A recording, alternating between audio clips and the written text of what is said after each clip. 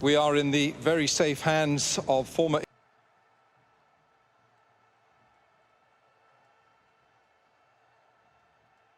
Indian great fast bowler Javagal Srinath as our ICC match referee. Our captains Mohammad Nabi, Afghanistan, Kane Williamson, New Zealand, and Kane has got the coin as the home team. Head. Afghanistan calls heads. Hey. Heads is the call. Heads it is. Nabi, you have won the toss. What have you told Kane? What are you going to do? What are Afghanistan going to do? Bismillah ar-Rahman ar-Rahim. We will bat first. Yeah. Bat first, so you're back to the format, to the policy that you started this tournament. You changed it against India. Why was that? Because it's a night game in Abu Dhabi. That's why a little bit change about dew later on.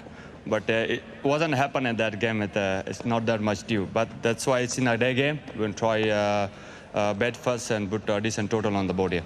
So you like to put the total on the board and you back it with this battery of top bowlers. Are you all fit? Is everyone fit? Yeah, all fit. Mujeeb came back after a few, it's a little bit injury. Yeah, he's in the squad now. Right, so your team, what changes have you made for this huge game today? Only one change. Sharafuddin is not playing and Mujeeb is playing today. And you know as well that you've got, I'm not sure how many billions of Indian cricket fans, and a large portion of the world's population are cheering you today, Afghanistan.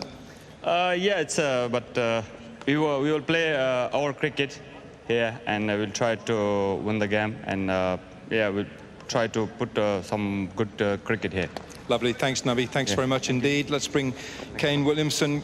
Kane, so they're batting first. What would you have liked to have done? Yeah, we were going to have a bat as well, obviously a used surface, but I'm sure it'll probably remain similar throughout. Important we make use of it first up with the ball in hand.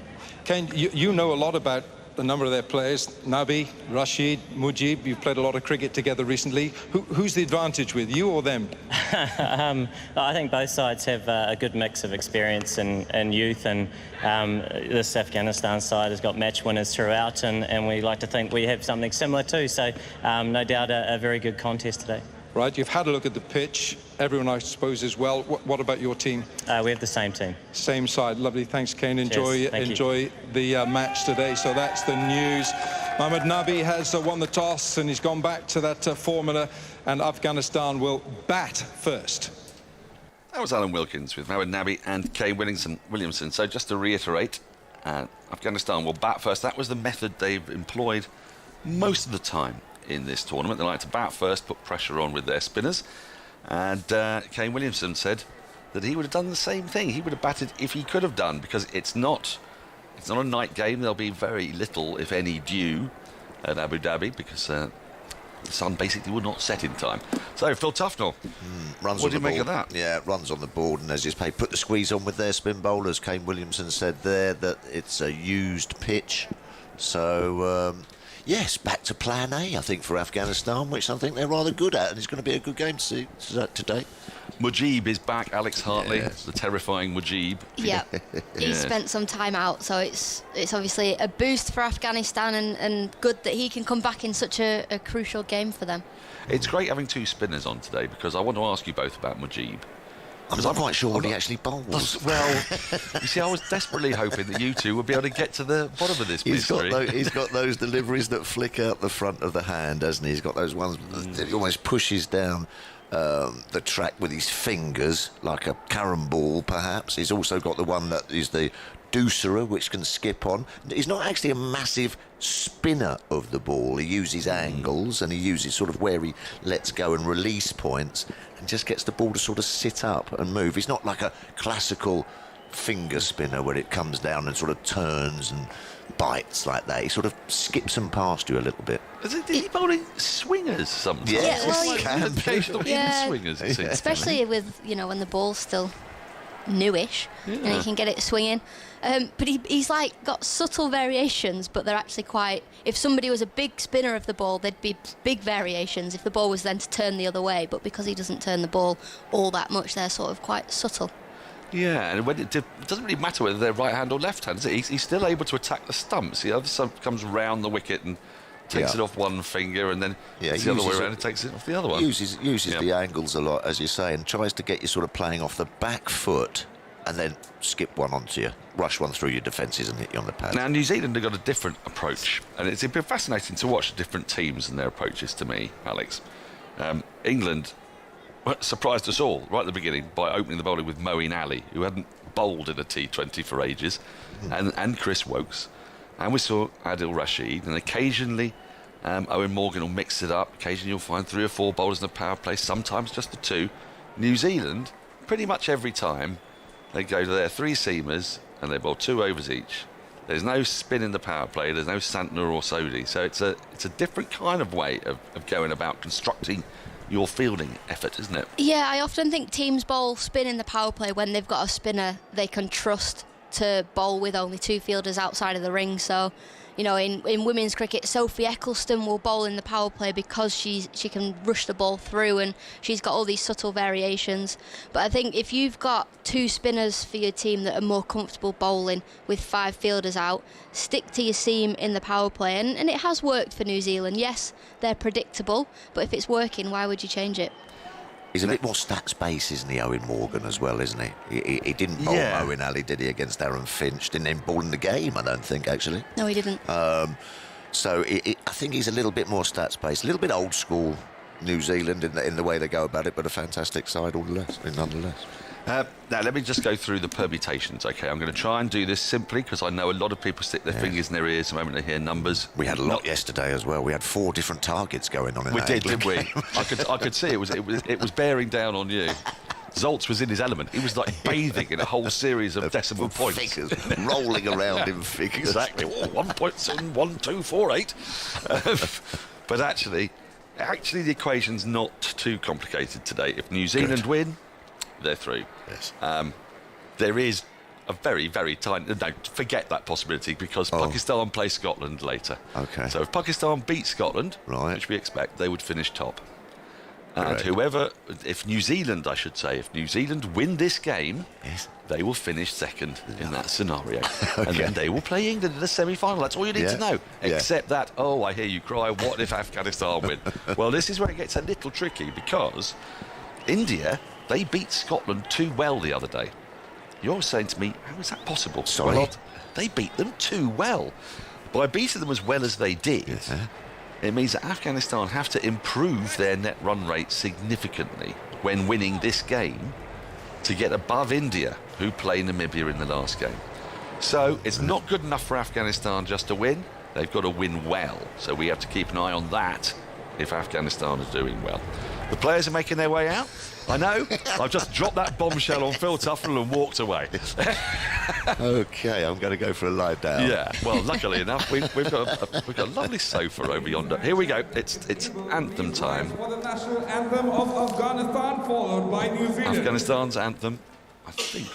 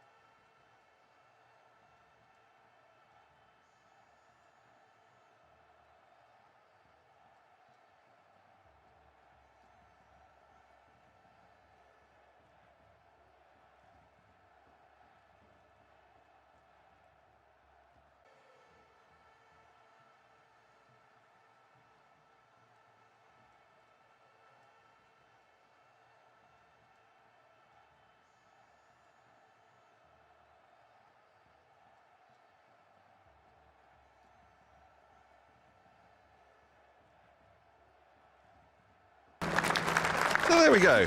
Anthems have been done. Well, we've got about another couple of minutes until the start of play. Just a reminder, Afghanistan won the toss, and as they have been wont to do for the most part in this tournament, they've decided that they're going to have a bat first, put runs on the board at Abu Dhabi. Good pitch at Abu Dhabi, quite a large playing area though, so you might see some 2s and 3s today, Alex Hartley. Oh, I love a 2 and a 3. Oh, it doesn't... push the players between the wickets. I think it's always good when you've got a bigger outfield, because you can get your fielders, they're either on the boundary for the catch or they're off saving the 2. So it'll be interesting to see how New Zealand go about this first, 5-6 overs. And indeed for Afghanistan, because I wonder how much they'll be thinking with all pre-match. Rituals? Rituals. I think so. And we're ready to roll. It's interesting to see the countries that do and don't. New Zealand did there. Afghanistan remained. They put their hand on their heart. Yeah. Hands on their heart. And it's going to be Tim Southey. First ball is dreadful. Wide, outside the off stump. Given as a wide. Went through low to the keeper. So it's going to be Southey, Bolt and Milne, we'd imagine, in the power play. It's a very hot day in Abu Dhabi. It has been getting gradually cooler. At the start of the competition, we were looking at sort of 40 degrees, now down to about 29, 30, but they're still punishing conditions. Umpire Dharmasena and Langton Rosari are the 2 umpires today. Into the pads of Hazratullah Zazai, second delivery, worked out into the onside. Wait to see umpire signal. Could be a leg by. But Afghanistan pick up another run. So, back to this issue, I guess, of approach. Afghanistan, I suppose they might think, let's just win the game and see what happens. But India, the reason why it's important is that India play Namibia tomorrow, and good as Namibia have been, giving a good account of themselves, we're really expecting India to win. And when India needed to win big against Scotland, it was terrifying. They won it in no time. Yeah, it's almost like the 2 losses for India at the start of the competition have been a little bit of a wake-up call for them, and they've turned it around. Southey in, next delivery driven high in the air, down the ground, 1 bounce, 4. That's a shot. Didn't sound terrific off Mohammad Shahzad's bat, but he's absolutely clattered that to the boundary. His first delivery, I think we know what his approach is going to be. I think we do. I think it was a bit toey from him there off the bottom of the bat, but he's looking to punch that up and over the umpire's head. He gets it, a 1 bounce 4. Those are the risks that you can take in the power play when only 2 fielders are allowed outside that 30-yard circle. And he held that pose properly long, didn't he? Southey into him again. He comes down the wicket, whips it towards mid-on, along the ground, and there's no run. Hazratullah Zazai and Mohammad Shahzad, they're not necessarily the kind of opening pair that you'd see scampering between the wickets. It's not really kind of sort of Bairstow Roy type affair, but they will go after the ball. They will, and Afghanistan are actually really entertaining to watch in the power play, because there's some big blows. So New Zealand will know that they're going to come hard at them, but with that, always chances are created. Mohammad Shahzad, self-styled Sehwag of Kabul, works his next ball to short fine leg. There's no run. Back into the side. He's been out of the side for a couple of years, but he's back in now. And he's been part of this incredible journey that Afghan cricket has taken from back in around 2009. He's 34 years old, and he's been with them all the way through from playing on those refugee camps in northern Pakistan, through Division 5 against Jersey and the like, and now here in a World Cup, still going for a potential place in the semi-final. Swing and a miss. Next delivery outside the off stump goes through to the keeper. And there is no run. 6 without loss. The big old swing, that, wasn't it, from Shahzad? I think you could feel that swing in Sharjah. It was a gust of air as the ball went past there, and his bat swing came through. You see, look, he's not a classical batter. His head doesn't necessarily stay still. It doesn't need to. Effective. He's got his own style, Shahzad. Southey runs in to him. Last ball of the first over. Works into the onside, straight to short mid-wicket. And that's it. 6 without loss. First over done. Hazratullah Zazai yet to score. Mohammad Shahzad, that one thumped boundary. He has 4 from 5. So, yes, I mean, getting back to this question, I don't know if we'll be able to answer it watching these two, because Hazratullah and Mohammad Shahzad, they go hell for leather regardless of the match situation. But I'll be interested to see if Afghanistan try to set a really big target. If they could set something like 190, 200 with their spinners, they could hope to restrict New Zealand to as little as 130, 140. That could give them a sniff and mean that India have to beat Namibia really convincingly tomorrow. I mean, we are expecting an India win, but Namibia have actually been pretty impressive throughout this competition. They've put up a good fight. I would love to see Rashid Khan coming up the order for Afghanistan. He's batting 8 or 9, but if he goes out, he can get you 50 off 20 balls, or he can get out first or second ball. They've got absolutely nothing to lose. It's strange, isn't it, actually? Trent Boult in left arm over the wicket, and Hazratullah just works this into the onside, behind square, down towards deep backward square, and they pick up a single. Isha Guha was asking exactly that, I think, on Twitter the other day. She's, where's Rashid Khan? He's one of the most destructive middle-order T20 hitters, isn't he? And he's barely batted. He's barely batted, and he could really play a role for Afghanistan like Liam Livingstone does for England. Come in after the power play, after 10 overs, and just try and take the game away from the opposition. It makes sense, doesn't it, with the helicopter, and also he gets balls in really difficult places, doesn't he? Yeah, hits the ball in peculiar areas, which makes it hard to set a field to him. That's his wristiness, is it? Because he uses his wrists really to kind of guide it into unusual positions, the ball. Bolt into Shahzad, Yorker length, dug out, to backward point, straight to the fielder, there's no run. He is really wristy. He breaks his hands at the last minute, and the ball often skews up into the air, but he hits the ball so hard, quite often he'll still clear the boundary. So he's a really entertaining batter, so I would love to see him come up maybe even 5 or 6 or 7. Better than... Could be 5 or 6, I suppose, depending on the match situation. Send him in a bit like Sunil Narayan. Yeah. That kind of thing. Yeah. Next delivery, bouncer. And Shahzad does well to duck underneath that. Little flex of the knees. All goes through the keeper. 7 without loss. Now for New Zealand, I think it's probably worth reflecting a little bit on where they're at in world cricket. They lost the World Cup final that I think all of New Zealand doesn't acknowledge as a loss, which I entirely understand. They kind of tied the World Cup final, really. They are the World Test champions.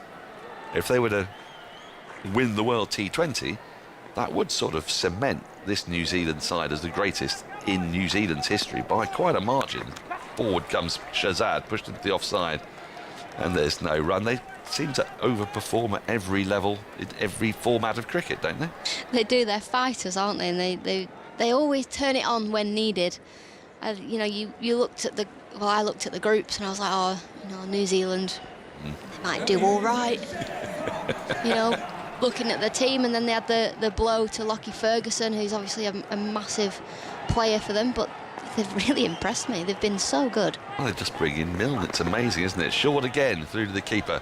Again, ducked beneath, and there's no run. They did it against England, didn't they? They switched up their side in the second Test match, and they seem to have like-for-like replacements everywhere. They had a like-for-like as a wicket-keeper, as an opening batter, as right-arm seamer, as a left-arm seamer. It's extraordinary. I was actually really surprised Adam Milne wasn't in the original squad for the World Cup. He had an amazing 100, picking up wickets, bowling fast. He was so good to watch, brilliant to watch, really entertaining player.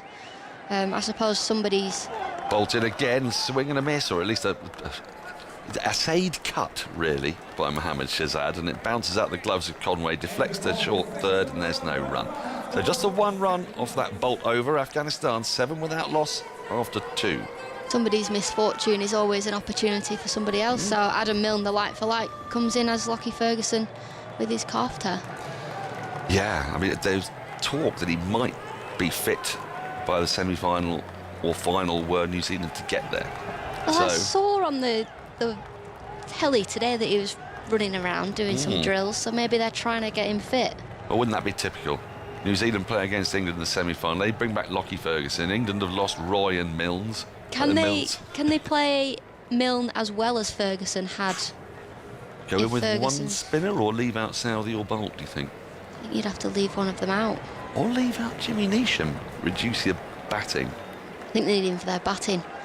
Yes, I mean, we saw that was the explosive engine room. Adam Milne into the left-hander Zazai, who punches off the back foot to the covers. He'll get a run for it. It goes slightly to the right of mid-off. He dawdled a bit there on the run through, did Hazratullah, but he's home. 8 without loss. Suppose if you leave out Southey and play Milne and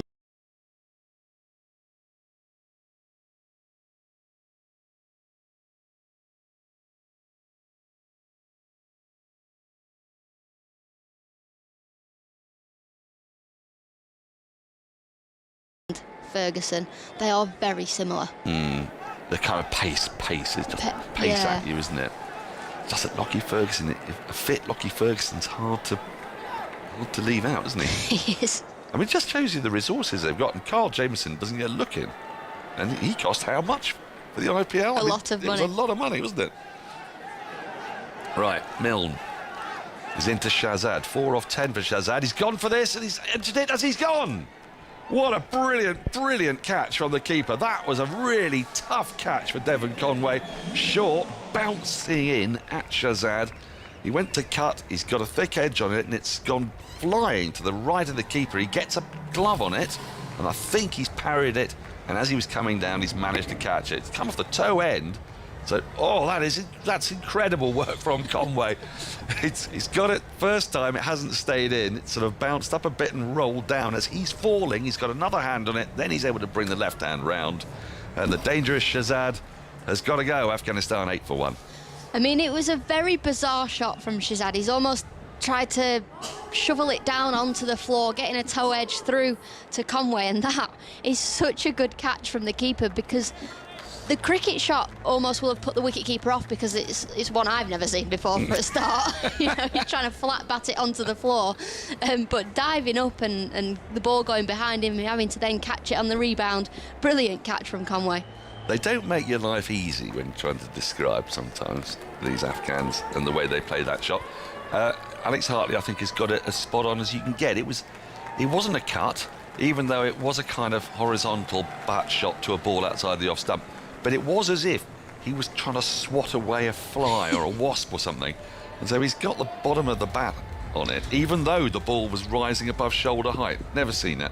Very bizarre. And a brilliant catch. But Rahmanullah Gurbaz is in. Loving the look of him in this tournament. Today is the first time that these two teams have met in T20 international cricket.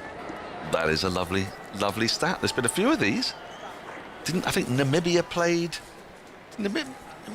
Pakistan for the first time ever. I think Atif was extremely excited by that. There's a lot of these. Tuffers just said, where have you got that from? I can't give away my secrets on air, Tuffers. Producer Adam Mountford. Thank you, producer Adam Mountford. Rahmanullah Gurbaz is at the crease, and he lets his first ball go by outside the off stump. There's no run. He has really impressed me, Gurbaz. He's young, 19, and he's going places, isn't he? He is. It's always, I love seeing young cricketers being given opportunities on the world stage to really prove what they're about, and to come out, play in a World Cup, do your business, fantastic. It is absolutely fantastic, and be interested to see what his business will produce today. Rahmanullah is facing up to Milne, runs in, and down the wicket he comes, flicks this away, fine, down towards the boundary, that'll be 4.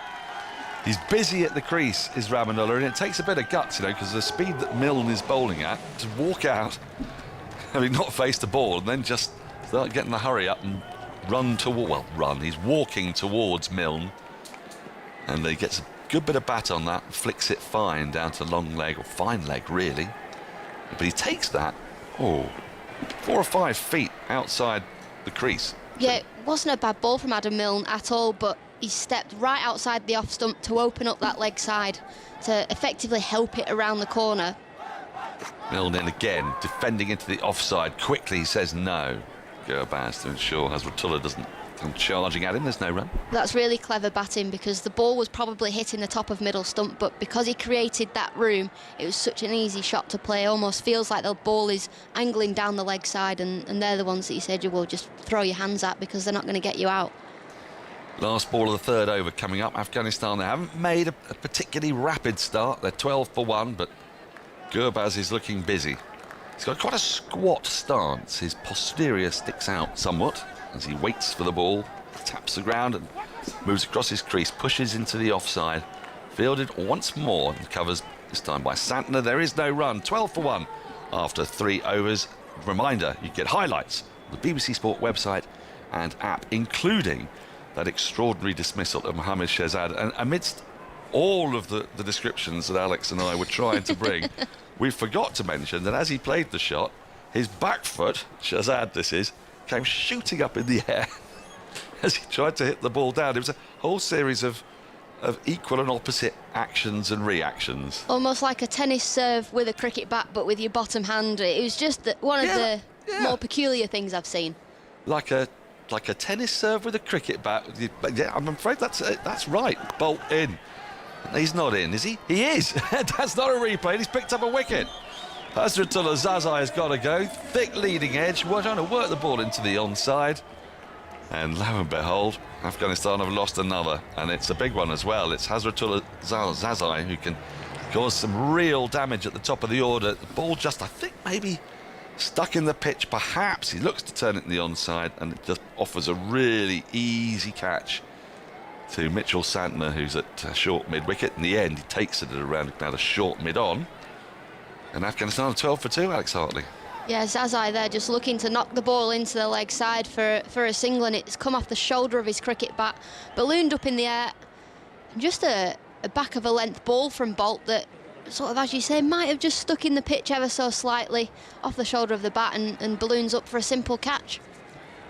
Problems for Afghanistan. That's their 2 explosive openers are out, and Gulbadin has come in at number 4. He's carded to come in further down the order at 5 or 6, but maybe they're seeing him as a bit of an anchor here, just trying to get the innings back on course after losing the openers. Yeah, they've got to build a partnership, look to build the platform so then the middle order can then accelerate later on in the innings. What you don't want to do is lose another wicket now in the power play, but you also don't want to end the power play 20 for 2. You want to, try and get up to that 30, 35, but it's looking like a steep mountain to climb that for Afghanistan. So build a partnership, try and build a platform, and then see how you go post power play. Have you ever seen a documentary called Out of the Ashes, which is about Afghanistan cricket?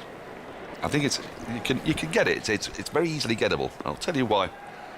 Many reasons it's worth a watch. Bolt in outside the off stump, left alone by Gulbadin, and it charts the Afghan team from the refugee camps in northern Pakistan, and it keeps the story going through to them playing in the 5th division of the associate stuff against Jersey.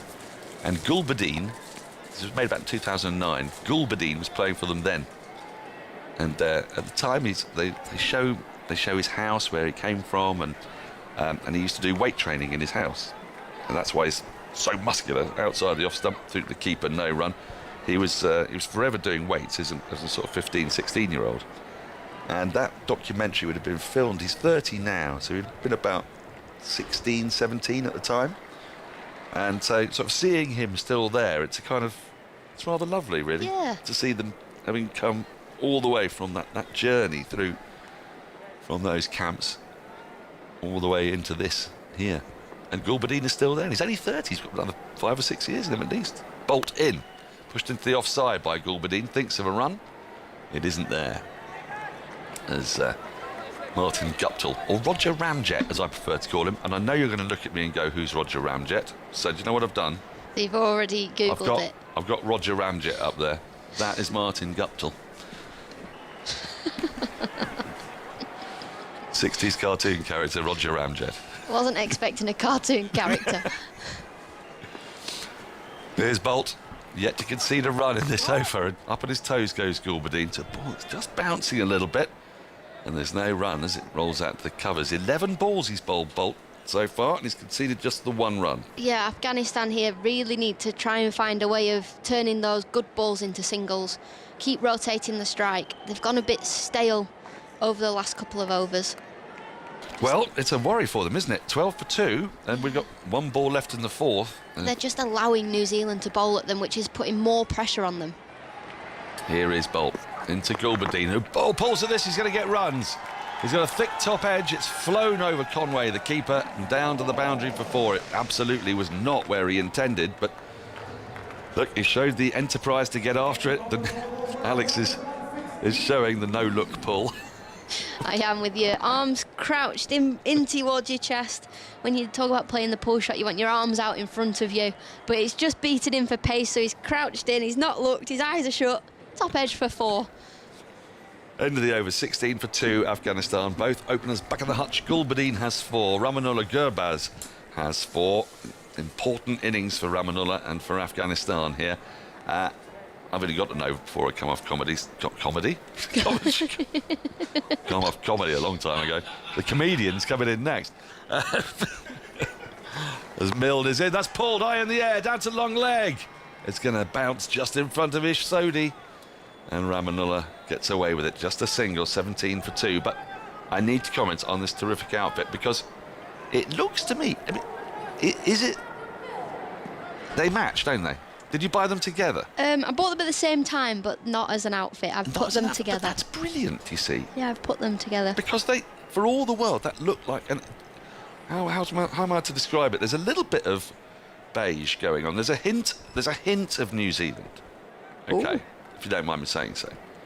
Milne into Gulbadin, who thrashes at this, gets a thick outside edge, runs down to deep third where Bolt does the fielding. 18 for 2 with that single. I've gone for a tracksuit today, but I've got cream tracksuit bottoms on with a green stripe. Is that a green stripe?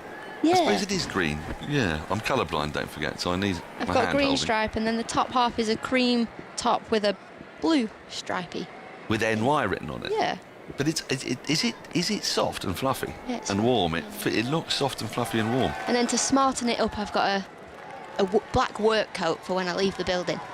Okay. Milne in, full, thick inside edge into the pad, runs out to the offside. There's no run. See, there's me just thinking, it's casual Sundays, and you've all come dressed really nice, and I've come in my tracksuit. But I think see, that's smarter than what I'm wearing. I don't know how you've managed it. Well, It's because it's coordinated. I'm because genuinely I'm a impressed. fashion icon. Yeah, okay with that. I'm not, incidentally. 18 for 2, halfway through the 5th over. The 5th over, one of my many learnings from doing the World T20, as Milne runs in to Rahmanullah Gurbaz, who moves across his stumps, exposes those stumps, and then aims a pull, misses it. The ball goes over the top of middle and off. And one of my many learnings from this is that, I can't remember who it was that told me now, but the 5th over of the innings tends to be the most productive on average, because it's not the last over of power play where sometimes you're sort of trying to make sure you don't get out, and obviously it's not the first few overs where you're trying to get in. So it turns out statistically over number 5 is the one that tends to produce most runs. It's always the one you don't want to bowl as a bowler. I know that for right? free. Yeah. Milne into Rahmanullah, drives up towards wide mid-off. They go through for a quick single, shy at the stumps, misses. He was home anyway, both Gurbaz and Gulbadin. 19 for 2. One ball remains in this 5th over. It's always your best bowler that will be bowling the last 2 overs in the power play. They always try and sneak the first as the batters are trying to assess the wicket. Well, I wonder, this 6th over, are we going to go back to Saudi? Is it going to, because what he has done, Kane Williamson, in the past is sort of do 2, 2 and 2 for Saudi Bolt Milne, and then we see Santner and Sodhi come charging into the attack. Last ball of that 5th over, pull, miss from Gulbadin through to the keeper, rapid bouncer, 88 miles an hour. So after 5 overs, Afghanistan, they're going nowhere at the moment. They're 19 for 2. Gulbadin, Naib has 5. Rahmanullah has 6. Thoughts from Alex Hartley. Then, for the first time today, somebody who can take up comedy. Sorry, commentary. It's Atif Nawaz. Well, it's not been the ideal start for Afghanistan. 19 for 2 after 5 overs. The run rate just under 4 runs per over. It's one of those now where I think they've got to just get out the power play, then see if they can turn these good balls into singles when the fielders go out. And you can have 5 fielders outside that 30-yard fielding circle. But if I were New Zealand, I'd be keeping the pressure on. I wouldn't be putting 5 fielders out. I'd be keeping the squeeze on. Absolutely. Good morning, everybody. Good morning, Alex. And absolutely. Yeah. 19 for 2 after 5 overs. Not the best start. from Afghanistan, but plenty of time to recover as in comes Saudi. There's a big appeal for LBW and he's gone. Rahmanullah Gurbaz plumb in front there.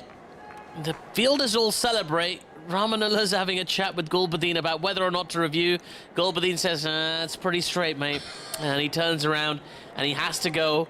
Well, this has gone from bad to worse for Afghanistan. 19 for 3 inside the power play.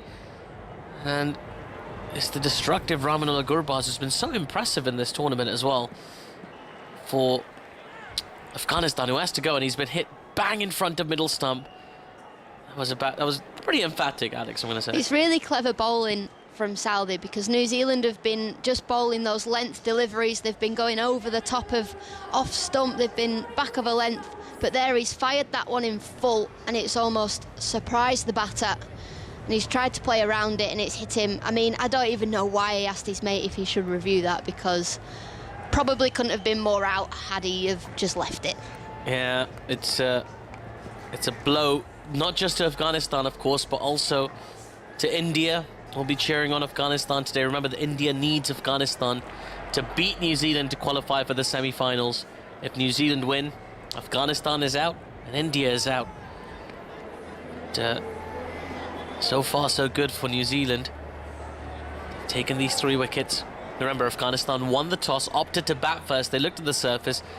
New Zealand, Kane Williamson, the New Zealand captain, said, hey, if I won the toss, I would have batted first as well. And I like the honesty. Quite often the captain goes, oh, well, we probably would have bowled. Yeah, no, he is quite honest. And, well, there's a few Afghanistan fans in the crowd in Sharjah, decked out. We've seen so many passionate fans, you know, get dressed up, bring flags, face paint. Not much to celebrate so far. As in comes Saudi, and his first ball to Mujeeb has been driven through the covers. Mujeeb will get off the mark with 2, possibly 3. No, it'll just be the 2. There's a nice looking shot there, a bit fuller from Saudi. 20 for 3 after 5.2. An interesting bit of fielding there as well. Tried to throw it to the wicketkeeper, ended up throwing it to mid-off that had gone round to an extra cover. One of those half and half throws. Yeah. If you're playing club cricket, you might be familiar with the shout. Halfway. Yep. Halfway. You always shout, don't you? Halfway. Halfway. Somebody in the middle, help me out. Not the strongest arm. In comes Saudi again. This is short. It's been pulled without much timing by Mujeeb. Back down to mid-on for no run. Score remains 21 for 3. And we're being shown loads of sad-looking Afghanistani fans at the moment, which is, well, it's been the case recently. They looked so good against Pakistan. They really pushed the Pakistan team really close. That feels like a lifetime ago now. It was only a week ago, and since then they've taken a hammering from India. It seems they haven't quite recovered from it. They're gonna have to get focused very quickly. Saudi in once again. This is short outside off and just driven off the back foot by Mujeeb to mid-off for no run. I think they'll be happy just to get out of this power play at the moment and see it off without any wickets falling at this point. Yeah, and then hopefully for Afghanistan, New Zealand will put some more fielders outside the ring and they can try and rotate the strike, because there actually hasn't been too many expansive shots being played. We've only seen the 4 down the ground. Saudi in again. This is short and nearly edged through to the keeper. Mujeeb trying to just pull his back inside the line, but in the end goes through to the keeper. No run. That's the one short ball for the over.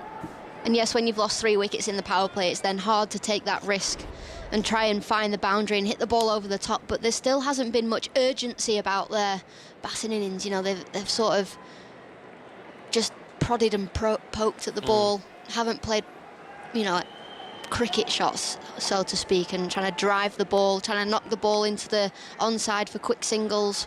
They just let New Zealand bowl at them. They have looked a little tentative so far this morning, if I'm to make a general critique. Very tentative, haven't quite been authoritative. As the next ball from Saudi drifts onto the pads of Mujeeb, who works this down to fine leg.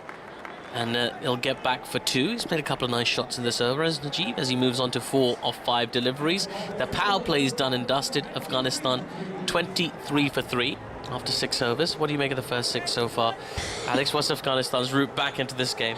I mean, we can see the Afghanistan dugout, and not one of them smiling. I think that sums up the first 6 overs. Yeah, it does. It does indeed. We'll give you a little break. Alex Hartley will be with us today for the rest of this match. We're going to welcome Phil Tufnell. Tuffers back on. Morning, Tuffers. How are you? I'm very well. How are you? Yeah, good, thank you. Cool. Yeah, very well. I mean, it's a bit of a shame, really. There was a lot of expectation about this Afghanistan team, and in these last 2 games, and against India first, I mean, it's tough to recover, isn't it? Having conceded 210 and sort of kind of meandered their way to 150 odd runs. To come back from that performance, The batting's let them down, as you say, 23 for 3. Yeah. You're blown away in that power play. I think sometimes you've got to... if you're a side that's struggling... As Nisham is into the attack, and Gulbadin's gone after him first ball. It's gone a long way up in the air, and he'll drop just round the left-hand side of Glenn Phillips at mid-wicket. Well, he's not going to die wondering as Gulbadin. He's got another 2 runs to his name, 25 for 3. Yeah, if you're a team that's struggling to get scores on the board, and that's what Afghanistan like to do because they've got the spin bowlers and apply some pressure, sometimes sort of take the power play out of the equation a little bit. Don't try and keep up with the likes of, England in the power play and Australia and how they go about it, because you haven't quite got the guys to do it. This is Fuller from Nisham. It's been driven down the ground, down to long on by Gulbadin. He'll take a single this time. So sort of just say to yourself, right, OK, we're going to go, as positive, as Alex was saying there, look to be positive, look to rotate, strike, get 1s and 2s, and if the bad ball's there, take a bit of a risk. But I'd rather be sometimes 20, 25 for 1 and still in the game than perhaps 23 for 3 and kind of out of it already. Do you know what I mean? No, absolutely. I mean, the one thing about this Afghanistan team we can say is they do keep coming. They all the way down. There's like big hitters. I mean, Alex earlier was talking about Rashid Khan batting low down as the next ball is again into the pads of Mujeeb, who's working this comfortably into the leg side for another single. Score moves on to 27. But we saw against England, South Africa only lost the 1. Yeah. Only lost the 1 wicket in the power play, and we were sort of going, well, they're going along a little bit slowly and what have you, but they had so much time at the back end. You get that partnership together later on at the back end of the game, and you can do so much more damage when you kind of feel that the damage has been done, and especially against a bowling lineup like New Zealand, world quality, stay in the game for a little bit longer. Absolutely. Nisham runs into bowl to Gulbadin. This is short, and Gulbadin just ducks under it. Goes through to the keeper, and there is no run. Absolutely tough, as I think we've seen this in this tournament, particularly with the way the pitches have played out in the UAE. You get value for investment. So if you can hold back and, you can hold back for those last 10. That value for investment. Value for investment, yeah, there we go. Nothing if not financially savvy. I'm really not. I'm really and truly not. Yeah. But talk a good game. I do. No, you're right. No, but I mean, the last 10 overs can be really productive if you just set yourself up for them. Yeah. And you don't worry too much about run rates in the first 10 overs. In comes Nisham again. This is false, but smashed up-ish by Gulbadin. There is a sweeper out in the covers. And it's Daryl Mitchell. They'll take another single. I mean, you look at the way England played, or the way that the teams played against England. They had such success in the power plays early on that it almost became, they weren't troubled really, were they? England in those games. The time they did get a bit troubled was against South Africa, which was yesterday. Yeah. When they slowly built to that score of 190. They did a remarkable I think yesterday. people sometimes in T20 get a little bit freaked out by this power play. Got to score runs, got to look to be aggressive, got to be looking to hit 4s and 6s. A back of a length ball from Nisham's played into the covers for no run. That's the end of the 7th over. Afghanistan 28 for 3. They're going at exactly 4 runs and over. Still has 7 wickets in hand, tough as I say. Just rotate a little bit, just stay calm. Exactly. Stay calm and see where you end up. Yeah. There's the hopes of more than 1 billion Indian people at the moment on this game. I'll be paying attention, and this might be. I read a lot of tweets this morning about from an Indian perspective on this game. This might be the most watched non-India game in Indian cricket history. Wow. In India, I should say. I said in India a well, lot there, but I think you worked out what I meant. It's crucial, but they haven't got off to a great start at Afghanistan, as you say there. There's 2, still a lot 4, of batting 6, to the come. top 3. Yeah. There's still a lot of batting to come, but you feel, you just feel that it's been ripped out of them slightly, and they've got to build up. They've got to give themselves time. If you lose another couple of quick wickets here with a rash shot, it really is done. Mitchell Santner's about to come into the attack. Bit of slow left arm time. Opportune time as well, isn't it? In comes Santner to Gulbadin, who works this into the leg side for a single. The keeper's going to have to chase this. Yeah, lovely time for a spinner to come and bowl. 3 wickets down. The batter's sort of not quite knowing, do you take the risk? Toss a few up, lure them. Nice time to bowl as a spin bowler. You feel that the batsmen are all just on the back foot a little bit, not quite knowing how to play the situation. Just saw Santner have a little word with Gulbadin at the non-striker's end. Maybe getting some weight training tips, I don't know. What do you think they talk? What would they talk about? I wouldn't know of anything about weight training. In comes Santner to Mujeeb. This is shorter and flatter, and Mujeeb quickly flashes that into the covers for a single, and Gulbadin just kind of walked that run. It was quite remarkable. He didn't so much walk the run, he kind of power walked like a supermodel, on a catwalk, as he just kind of walked with a very good posture. Now then, Santner into Gulbadin. This is full and is driven out to mid-wicket for a single. So they're happy to just rotate at the moment, which is probably the right thing, isn't it, Tuffers? Yeah, you just got to get yourself in, get yourself going a little bit. 31 for 3 after 7.3. Not the start they will have wanted, having opted to bat first. Having said that, New Zealand bowled beautifully there. They have. I mean, that's the one thing we haven't talked about as much. They've been very, very good. Oh, absolutely. Right on the money. Yeah, for sure. As you said, I was listening earlier on, you've got someone like Milne to come in. This is Fall's been smashed down the ground, and it will go for 4.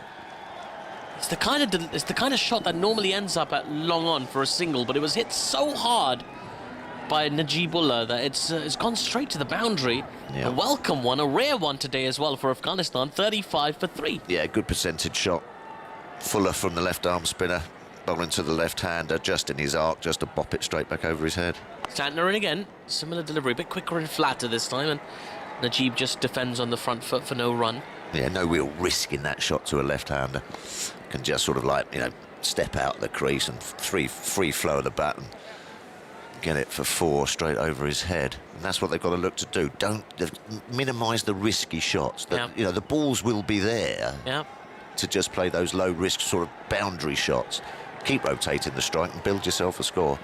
That's well played. Yeah, last ball of the over, and it's been played to mid-wicket for a single quite nicely without too much alarm by Najibullah, and they'll take a single. So after 8 overs, 36 for 3. Both batters are on 11 not out at the moment. We've seen a couple of wickets fall. Mohammad Shahzad was the first to go, playing a quite remarkable shot with his back foot lifted. Looked like an audition for a dancing show, really, didn't it? Oh, I saw Flavia this morning. Yes, of course, I heard you say this morning. Yeah. Yes. Bit of Strictly. She wasn't my partner. She asked me if I was still dancing. Are you? No. Why not? Well, occasionally. Yeah. Yes. Yeah. You got the moves, tough. Oh, always. You got all the moves. Yeah. 36 for 3 after 8 overs. And Nisham is going to continue here for a second over. Mohammad Shahzad just looking on. Still got his pads on. He's still got his pads on. I know. Wants another go. Can I have another go? Afraid not, mate. Just got to... Yeah, Afghanistan, it's difficult. Nisham in.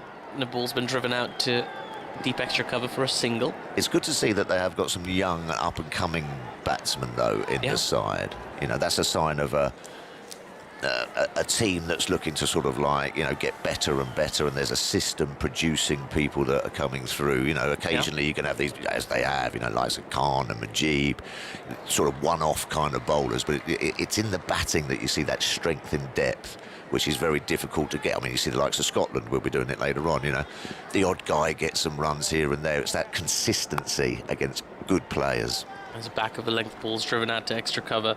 Yeah, against good bowling sides. Yeah, Najibullah Zadran and Hazratullah Zazai in particular, 2 young Afghanistani batters who've you know, just built up through the ranks. Both played under 19s cricket as well for Afghanistan. Yeah, it's a good sign.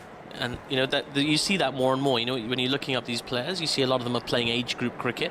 I saw the same thing with Namibia as well. You know, Namibia, they're coming through the system in Namibia. Yeah. So it shows that the infrastructure is producing players, isn't it? Exactly. In comes Neesham again. This is back of a length ball. Has been pushed down to deep third by Mujeeb for a single. They're showing. This has been. I mean, I don't mean to be patronising anyone. It's been quite a mature little recovery partnership so far. Well, it had to be. As you say, you just can't keep swinging the bat. Otherwise, you know, against a bowling side like New Zealand, very skillful, with all sort of bases covered, spin and pace and swing and slower balls and what have you. If you just keep going out there and swinging it, even the best teams in the world can't do that. You know, you've got to evaluate the situation and where you are. And as you say, they're just trying to get themselves back into the game here slightly. In comes Neesham again. This is short and pulled by Gulbadin out to the leg side, and there is a man out there. It's Glenn Phillips, who's very quick in the deep square leg region. Just a single, going at a runner ball this over so far. Neesham. Yeah, I think sometimes some teams, when they're coming up against a world-class side, think to themselves, "Come on, let's go out there and get 170 or 180." Well, why don't you first of all try and get 120, 130, and if things go well, you know, then you can try and push on. Najeeb is on strike now. Najibullah Zadran is 28. He's been around a while now for Afghanistan. It's back in 2012. He made his debut against Ireland in Dublin. And, at the time, he looked like he wasn't quite prepared.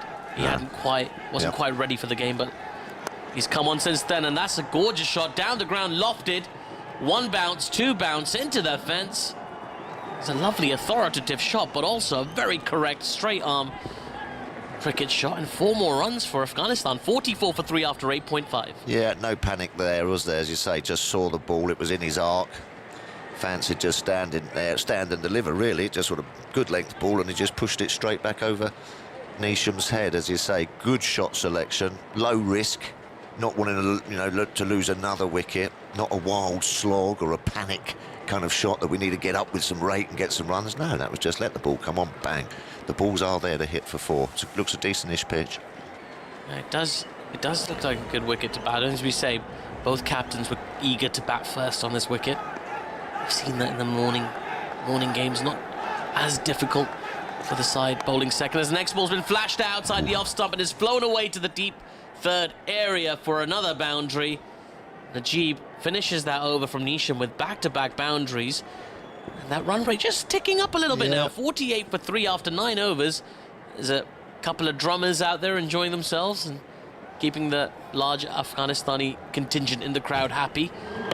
Even the recovery continues, tough. Even the best in the world have got to have a little peep. You know, you've got to have a little peep. Yes, you've got to get yourself in a little bit and see how it all works and what the bowlers are doing and everything. So playing it nicely, Mujeeb there, as you say, 21 off of 15, just starting to get into his work a bit now.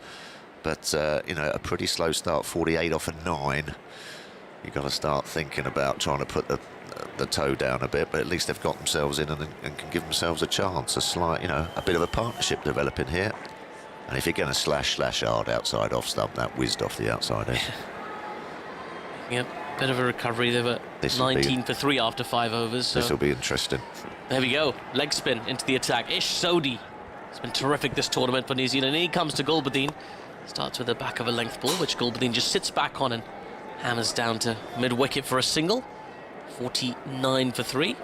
He's opting to bowl with the shades on as well. He's got the conventional cricket shades, not these designer shades that we see on some cricketers nowadays.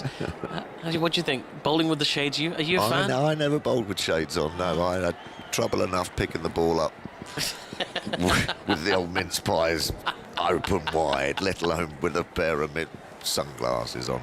But yeah, you can understand. You can understand why. Bright, sunny out there, the glare, the white ball as well. Full and smashed high into the leg side and into the vacant area in the leg side. 1 bounce for Mujeeb. His little run of shots continues. 53. 50 comes up for Afghanistan in the 10th over. 53 for 3 after 9.2. And just a little bit more attacking intent now from Najibullah Zadran. Yeah, nice placement. 2 men out on the leg side for Sodhi. full sort of ball on the legs, on his legs, and just decided just to go with it and clip it into that nice open space. Expression on Kane Williamson's face after that shot, just as if to say, fair enough, good shot. In comes Saudi again, this time a bit fuller, a bit straighter, and the ball keeps low as Mujeeb just works it to mid-wicket for a single. 54 for 3 now after 9.3 overs. Yeah, you just get the impression they're just upping the rate a bit. Well, they need to. They need to. But at least, as I keep saying, you know, they've at least given themselves a chance to be able to do that. That's why probably, you know, the leg spinner's going to be interested. A little bit of flight, a little bit of guile. Don't perhaps know which way it's going to be turning. They're going to have to take a risk. Absolutely tough as. In comes Saudi. This is short. It's been pulled into the mid-wicket area. It was a long up, and luckily Daryl Mitchell's positioned in the perfect place at mid-wicket, and the batters just take a single. 55 for 3. Yeah, you know when someone's played a good shot, you do see it. You saw Kane Williamson there, just sort of go, okay, and give it a nod. You know what I mean? That is T20 all over. Yeah, good shot. Yeah, well done. Good shot. There's been a good recovery this so far from Afghanistan. Again, outside off stump, driven. Dribbles. The ball just dribbles past a diving-ish Saudi, and they're able to go through for a single. It's nice to see some cheering Afghanistani fans again. They've been such a lovely part of this tournament. Just, you know, the support they bring that team, the noise they make, the dancing, the attire. They like a bit of body paint. They do. There's a lot of body paint, yeah. Well, we're keeping the arts and crafts industry going in the UAE. 56 for 3. 1 ball to come in the 10th over. Saudi's in. It's a... Oh, my word. He's chopped onto his stumps and he's bowled. Gulbadin, Naib. Well, he's been done by a ball that just kept a little bit low, looking to carve it through the covers. Gets an under edge onto his stumps, and he has to go. And just as there was a little recovery partnership for Afghanistan, another wicket falls on the stroke of the 10th over as well. 10 overs gone. Afghanistan 56 for 4.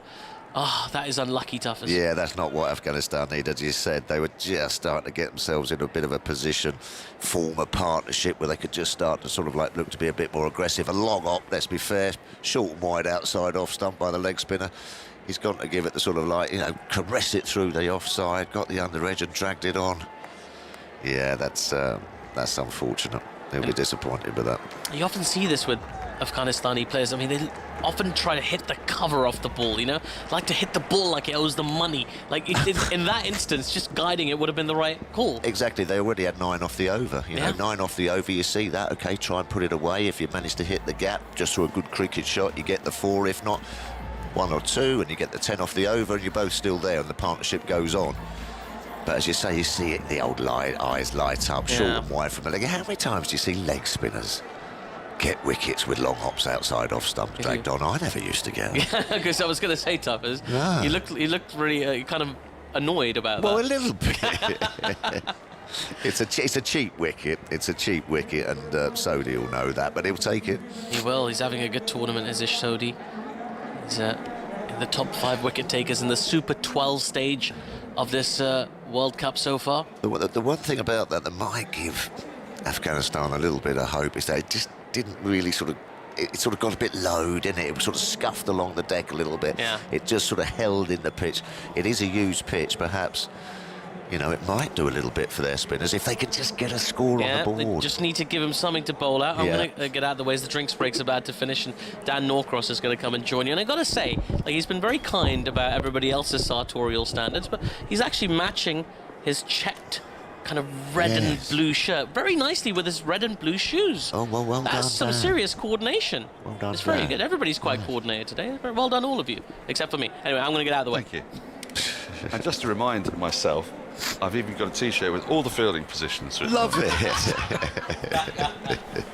Just in case you're out there. Just in case I forget. Oh, hang on. Wide, long on. Like that. Yeah. Yes, it's like the old tea towel with the rules on it, isn't it? I've got another one that I wear, but only when we play Australia. Yes. Which is, if you remember when they were bowled out for 60, who could forget? Yes. In 2015, I think it was. That was in the days when you could only use 140 Twitter characters, but they were bowled out in 18.2 overs. That was it. So you could fit the entire score on a tweet. That's right. And so I got you've got the T-shirt, which is just basically Australia's 60 all out, written as wicket, ... wicket 1, etc.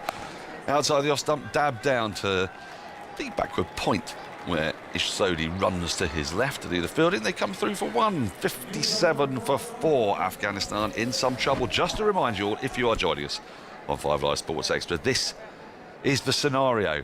I'm sure Tuffers is all over it. Yep. But New Zealand win, they're through. Then we'll find out later today whether they go through top or whether they go through in second place, because Pakistan are playing Scotland later today. It's looking like England could be playing New Zealand, isn't it? Strongly looking like that, as Milne rushes in to Nabi, who gets a thick inside edge on this one, keeping a bit low there as well, 88 miles an hour. Squeeze out to the leg side to get through for a single. If Afghanistan win, just to remind you, if Afghanistan win, then they will knock New Zealand out, and it'll be either Afghanistan or India that go through, depending on net run rate. But we'll know more about that. Yeah. Looking a bit tired, the pitch, isn't it? The odd one is keeping low. Not really sort of like zipping off the pitch. And it's been pretty decent at Abu Dhabi. We had some decent scores at Abu Dhabi, but it's just this one, it's starting to look a bit Shargery. Yes, whatever that is. If that's an adjective, I don't know. Just, you've got to stay low on your shot, basically. Yeah, exactly. Mujeeb, the left-hander, faces up, dabs a fast, rapid delivery outside off stump down to Martin Guptill, a.k.a. Roger Ramjet.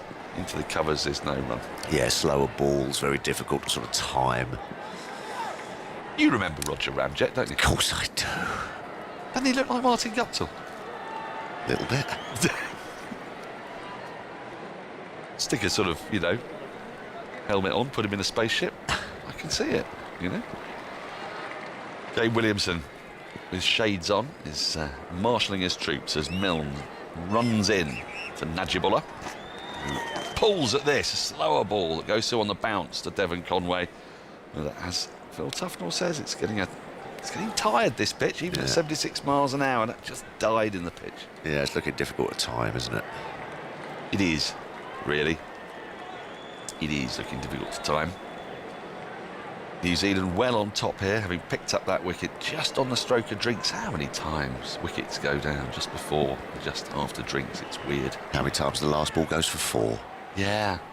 A lot of little things in cricket which you just know. They don't make any sense, do they? It just doesn't make any sense. Milne in, driven, thick outside edge. Well, thick outside edge, maybe I'm being a bit unfair. Maybe got a bit more on that as it goes down to the deep backward point. But Kane Williamson has got his field set perfectly, as ever. And they just get through for a single. 59 for 4, Afghanistan not really going anywhere at the moment. You know, you're talking about your T-shirts there. Do you have sort of like a T20, 100, a Test T-shirt? That sort of thing. Do they? Yeah, I do. I can see the inner ring. You see there? Yeah, so to speak. Yes, we can. I've got another one, which is for tests. Oh, is it? Yeah. Yeah. Yes. Milne. That's obviously in white, is it? No, it's black, but that goes out a deep backward point again. But on the other side of the ground, of course, the wider side of the ground, they come through for 2. And it's that picture of evolution. It's like it starts, yes, and then it sort of turns into upright man. That's right. Homo erectus. Yeah. Oh, very good. And bit of Latin there for a Sunday morning. Well, why not?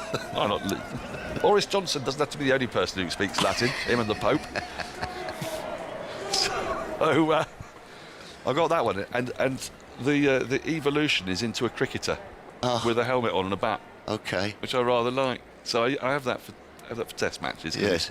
It's a bit, of an abstruse. He doesn't evolve into like coloured clothing, though, is it? No, I suppose it should continue, shouldn't it? And you should go into ODIs and then finally the T20 version. Yes, and then the 100 perhaps even. Yeah. I like this idea.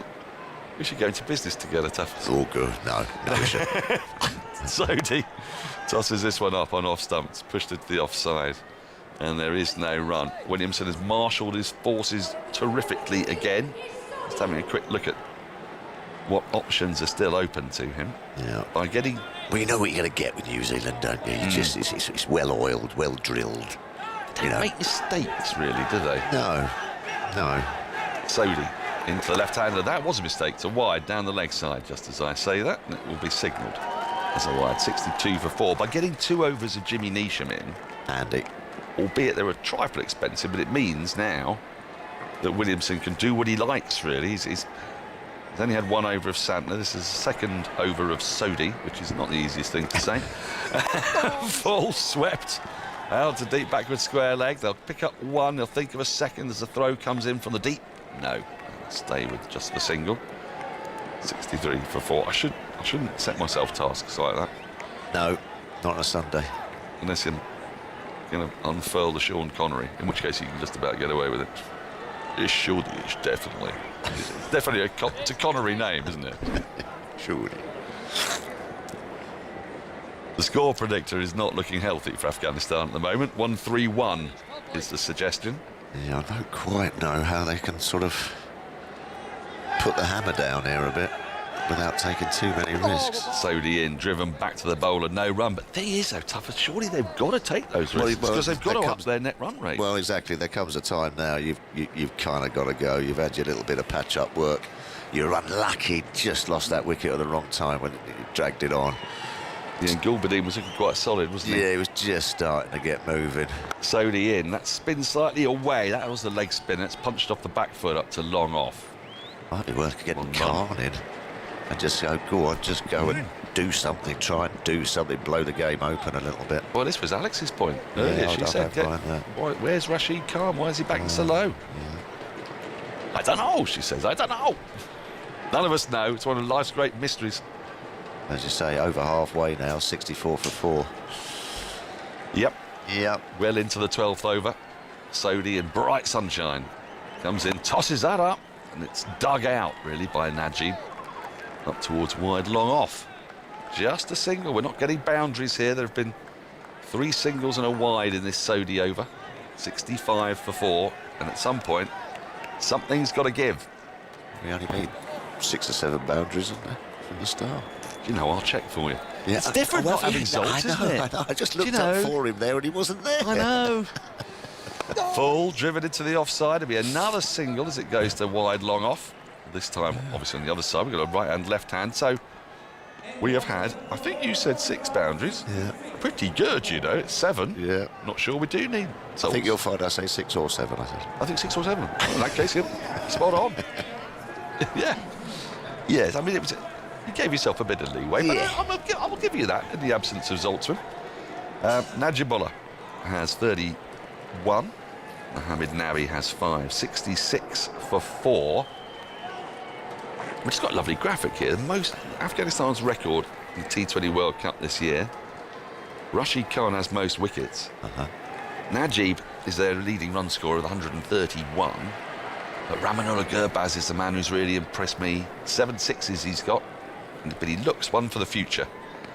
As Southey comes into bowl, his 3rd over, first ball, worked around that front pad by Mohammad Nabi to short mid-wicket, and there is, again, no run. Yeah, he's looked good, but as you said, the way he was out, that LBW, he got a little bit predictable, didn't he? It was sort of like every time was nipping over to the offside, trying to play across the line, trying to play the pick-up shot. If it's short, you know, you're in that position just to help it round the fine leg. Canny bowlers like Southey, they'll see that, rush one up, full, hit you on the pad in front of all 3. He's in again. That is on the pad, but it's really well taken by Conway, diving to his left. Those are tricky ones for keepers. Hits the pad and then it bounces unpredictably, but he's got a left hand down to it. He's a good keeper, isn't he? He's good at everything. Yeah, he is. He's really annoying. Wow. Yeah, I bet he's good at golf. Well, do you know, in England, right? England has had one test washing batter. up, does everything. I bet he does everything well. He looks like a washer-upper, doesn't he? And without making a fuss either. No, yes, right. Or demanding acknowledgement. Yeah. Southey is in, clipped away, but straight to short mid-wicket again. There's no run. He's been a real find, hasn't he, Conway? Oh, since Joe Root came into the England side in 2012, he has been the only man, he's the only man in the England side to average over 40.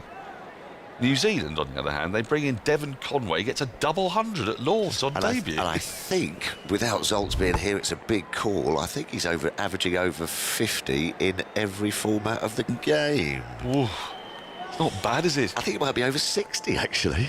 Oh, that would be mad, wouldn't it? No, I'm Shall not I- sure. I'll have a little look, shall I? Go on, yes. Go on. You might have to cover for me. Well, no, don't do that then. Alex, could you have a look? Because I'm not doing the ball by ball, so you can't carry on. No, don't worry. I'll have a little Trust me, it's about that. look. Into the pads, rolls back up the wicket, and there is no run. Which is 66 for 4. Which would be phenomenal. Well, it really would, wouldn't it? Yeah. And, of course, he's of South African origin. Yeah.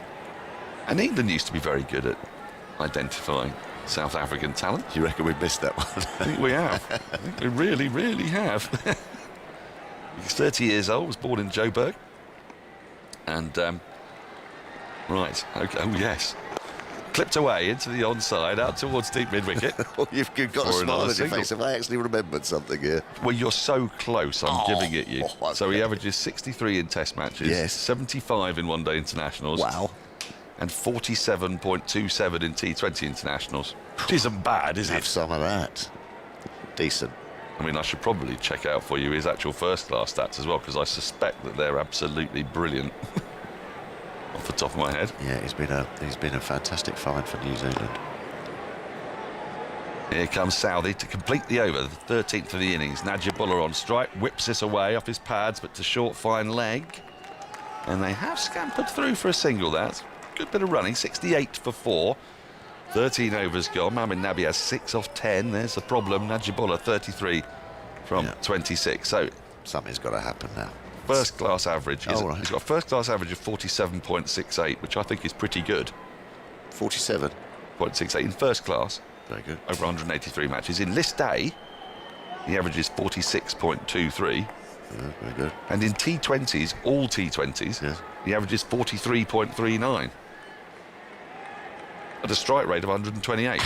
Quite good, I'd say. And keeps a bit of wicket. And he keeps wicket. He's a very good fielder. And he does the washing up. Scratch golfer. Yeah. You'd definitely be delighted to bring him home to your parents, or the daughter thing, if I had one. Yes, he's a very fine wicket-keeper. That always does it for me. Santner is in. That's pulled high in the air. Has it got the distance? It's going out towards long on. It's still sailing away and into the bleachers for 6. Wow, that's a shot. Najib went right back into his crease. Santner did drop it a little bit short, but he latched onto it. Crucially there, he hit it straight. Yeah. Yeah, short ball outside the off stump. He could have hit it wherever he fancied, really. Could have cut it for 4, pulled it for 4, but just decided to bunt it straight back over his head for 4. It's a good shot.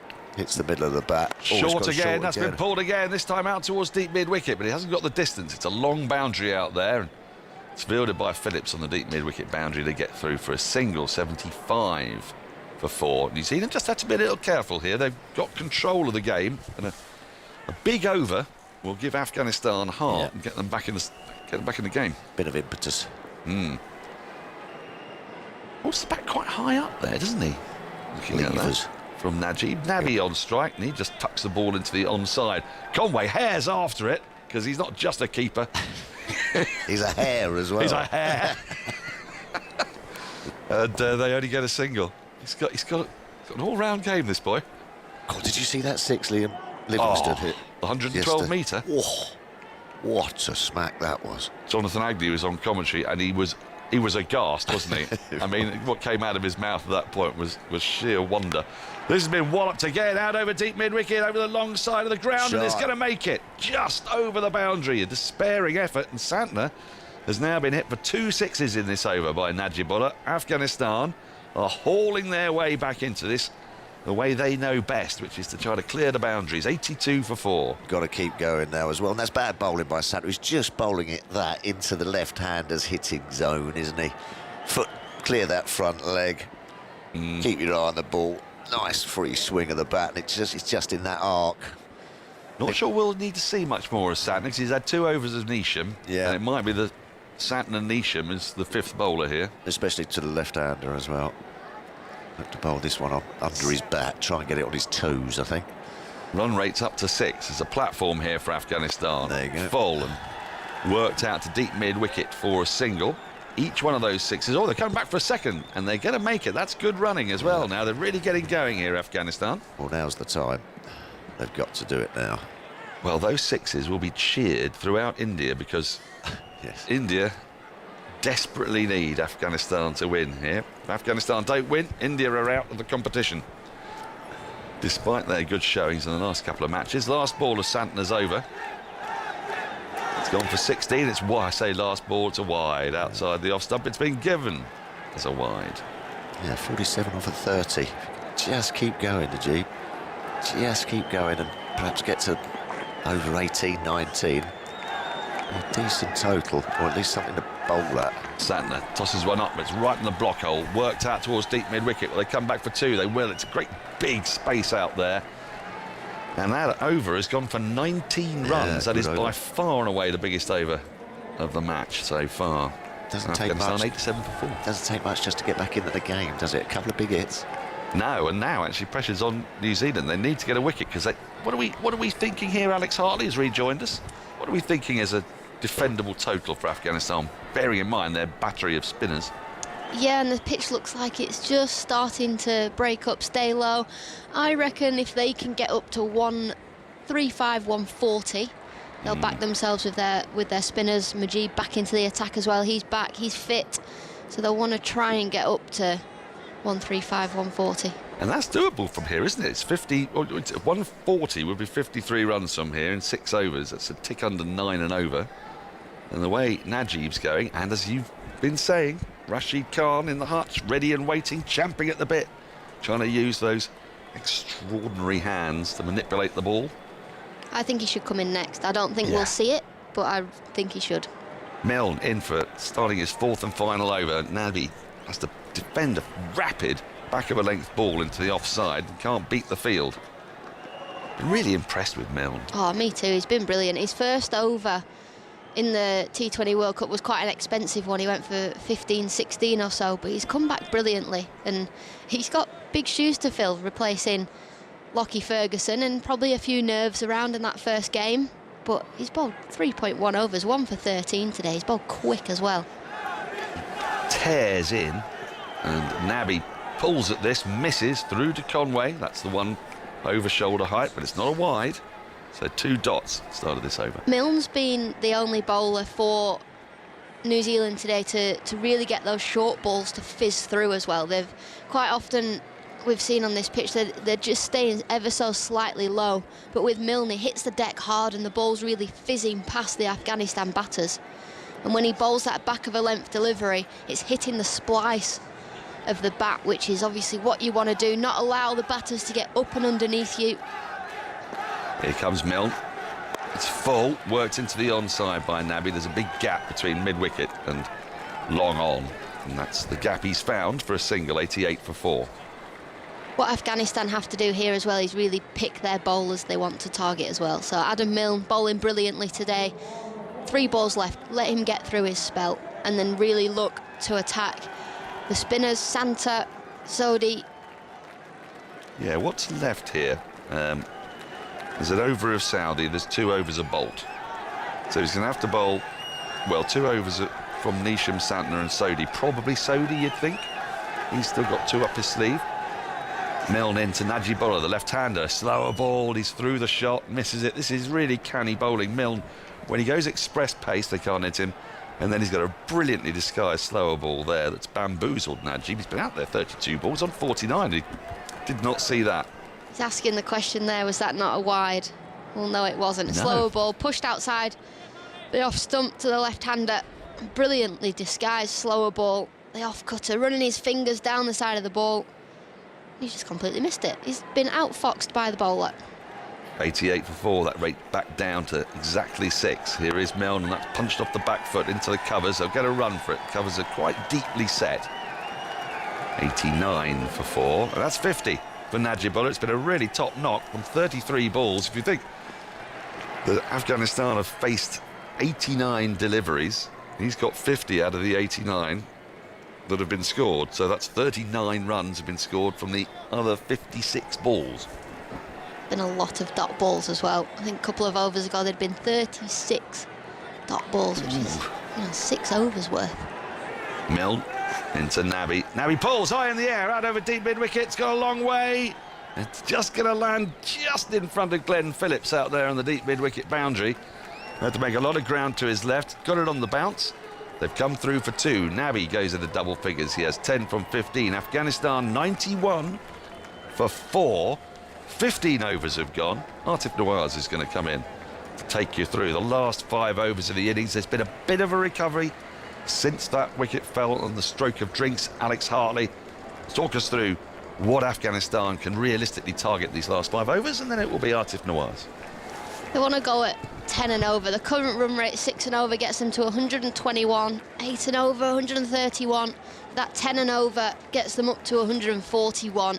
So they'll really be targeting that. 12 and over, if they can really get hold of a bowler, gets them up to 150, 151. So it's always that thing with cricket. Who do you target? Who do you take your risk towards? I mean, Rashid Khan, for me, he has to come in and try and get that run rate up and above 10 and over in these last 5 overs. Yeah, Rashid Khan, we know what he can do. We've seen a lot of him in the IPL as well, just that really productive finishing style cricketer. This has been a very good recovery from Afghanistan. They were 56 for 4 after 10 overs. And then these last 5 overs, they've managed to put on a nice little partnership.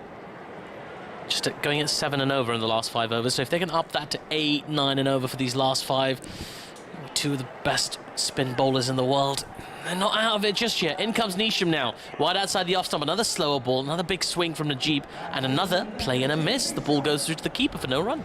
I think there could have been a slight nick on that as well, but it's just not carried to the keeper as a slower ball. Not quite carried to Conway. Yeah. They're just mixing up their pace. Very canny bowling. We've seen this from New Zealand already. They've been very impressive so far in this tournament. They've only lost the 1 game so far to Pakistan. Sometimes that's all you need to lose to get knocked out. I mean, just ask South Africa. In comes Nisham. This is full. Another slower ball, but Mujeeb waits on it and works this out to the mid-wicket area. They'll take just the 1.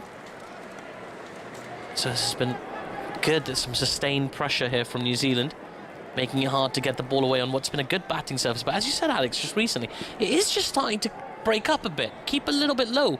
We saw it with that Ish Sodhi delivery to Gulbadin Naib, where it kept really low, under edges into play, and you just think, like, well, if Rashid Khan, you know, with the skiddy leg breaks, and Mujeeb can just skate a few through, keep him a bit low, they can get through Guptill early, well, anything can happen. Anything can happen, and Afghanistan will believe they can win this game if they get themselves up to around 130, 135. Mohammad Nabi, the Afghanistan captain, on strike. In comes Nisham into the pads of Nabi, who works this into the leg side. They take the first one quickly. That's all they'll get, though. Just the single, 93 for 4 after 15.3. It's just building. You get the feeling this game is just building to a crescendo. Something's going to break soon. Mujeeb with those remarkable hits just a couple of overs ago. It's giving Afghanistan a chance of a decent total here. He's single-handedly keeping the hopes of 1 billion people alive at the moment, is Najibullah Zadran. In comes Anis, another dipping slower ball from Nisham. This time the ball's been worked onto the leg side by Mujeeb. They'll come back for 2, and they'll get there comfortably. Took a lot of pace off that delivery, did Nisham. 69 miles per hour. Bowled really well. I think New Zealand have mixed up their deliveries perfectly today, disguising those slower balls. I mean, Adam Milne, fantastic. He's bowled his 4 overs, 1 for 17. It's been terrific, hasn't he? It's been absolutely brilliant. As in comes Nisham, this time no room for Mujeeb, can just push the ball back to the bowler for no run. You're getting some really nice compliments on Twitter at the moment, Alex. Am I? Yeah, so from our TMS account, as they always do, they kind of tweet out who's on commentary for today's game. So they've posted a lovely photo of myself. I'm very happy with that. I've got a nice photo of Tafaz and Norcross, you know, on the pitch somewhere. But for you, they've opted for like what looks like a magazine photo shoot. It looks like it would be like, you know, my story, or, you know, talking about your new album or something, you know. And someone has put a really lovely compliment in the comments, and I'll read it to you in a second. As Nisham comes into Mujeeb, who has a big swing at this one, drives down to long off for a single. And that's the end of the 16th over. 96 for 4 with 4 overs to come. So Kate has tweeted to say, Alex looks a bit like the Duchess of Cambridge there. Oh, what a compliment. It is a compliment, right? Yeah. Yeah. I'll take that. And I know exactly what photo you're on about. It was for the 100 for the Yes. BBC, and Yeah. it was pretty much like a magazine photo shoot, so I was suited and booted. If only you could all see me today. I do not look like that. No, you look great. You pull off all your styles, Alex. You really do. But that was a fun photo shoot. I got my photos taken for that as well. The fun thing was they didn't end up using very many of them at the BBC, so I just randomly post them on my Instagram from time to time. It's just, hey guys, feeling good about this photo I took 3 months ago with professional lighting and Don't I look great? maybe Put a little that bit on of my dating profile. yeah, a bit of slap and everything. Why not? Well, big qualification implications in today's game. New Zealand, if they win this game, they go through. If they win it by a big enough margin, they could go through above Pakistan still, who are guaranteed to go through to the semi-finals. Pakistan, they still don't know where they're going to be playing that semi-final. If India qualify as hosts, they have dibs on Dubai. So everybody must wait until we know what's happening with India. And Trent ball comes into Mujeeb, who digs us out into the covers for a single. So if Afghanistan win today, India go through and they'll play the semi-final in Dubai. And Pakistan versus Australia, it looks like, will take place in Abu Dhabi. So it must be quite frustrating, really, as a team to know exactly where you're going to finish. And Pakistan going to play a little bit later on today in the game against Scotland. The last time we get to see Scotland in this World Cup. It's been lovely to have them all the way through this, especially in that beautiful purple kit. I really like their kit. As a short one from Bolt's been played out to the covers for a single. And score moves on to 98 for 4, still going at exactly a run a ball. I was speaking to Mark Watt actually last night. He said, talk me up on the radio tomorrow, please. Get me a gig in the 100. And I said, I've been talking you up this whole competition. You genuinely deserve a gig in the 100 the way you've bowled. Because he does. He's bowled fantastically for Scotland. Well, he really has. He's up. His world ranking is pretty good as well. Number 14 in the world. Short, slower ball from Bolt. Mujeeb was through his shot before that ball got anywhere near him. Now, Mujeeb has been tied up a little bit by these changes of pace from the New Zealand bowlers. That was 64 miles per hour from Bolt, dropped about 25 miles per hour there, and just cutting his fingers across it. I mean, they've just managed to put him on a leash a bit, haven't they? They have. I think that they've realised that the seamers, if they can take the pace off, it's really hard on this wicket to find the boundary. So they've just been mixing up their pace so well. Bolton again, this time a full pace delivery has been played uppishly into the leg side, and it drops just short of Daryl Mitchell at deep square leg, who manages to smother the ball with his body and prevent the boundary. The batters do get back for 2 though, and the 100 comes up for Afghanistan. 100 for 4 of 16.4 deliveries. That's 100 of exactly 100 balls. Well, a little moment of frustration, a moment of fear for Afghanistan. But they've recovered well. They have recovered well. Great effort from Mitchell in the deep there, tearing towards the ball. And we say in cricket, often moments of brilliance in the field can change a game. He's gone for that diving catch. Oh, he's actually run 1 short as well. Oh, that's criminal. Oh, no, so they've only got the single. 1 short. Mujeeb just ball watching in the deep. And you see that signal from the umpire where he bends his arm and taps his shoulder. Well, in comes Bolt. This is full's been flicked again into the leg side area. There are 2 men in the deep now. Martin Guptill out there in a more sort of almost a mid-wicket position. Daryl Mitchell at deep square leg. So now the 100 comes up. The 100 comes up after 101 balls, applauded by the Afghanistani fans in attendance. Again, twice they've clapped that 100. Yeah. Running 1 short in a T20. Oh dear. Running 1 short in any form of cricket. Criminal. Do you think you've ever run 1 short? Not often out there for long enough to be running too many 2s. Quite often it's just try and get your mate on strike who's 50 not out at the other end and you're the number 11. Well, every run crucial for Afghanistan here. As this is a low full toss. It's been hammered by Mohammad Nabi to deep extra cover for a single. They're dealing in singles at the moment. Afghanistan can't quite get the boundaries they so desperately need. With 3 overs to come in this innings, Afghanistan 101 for 4.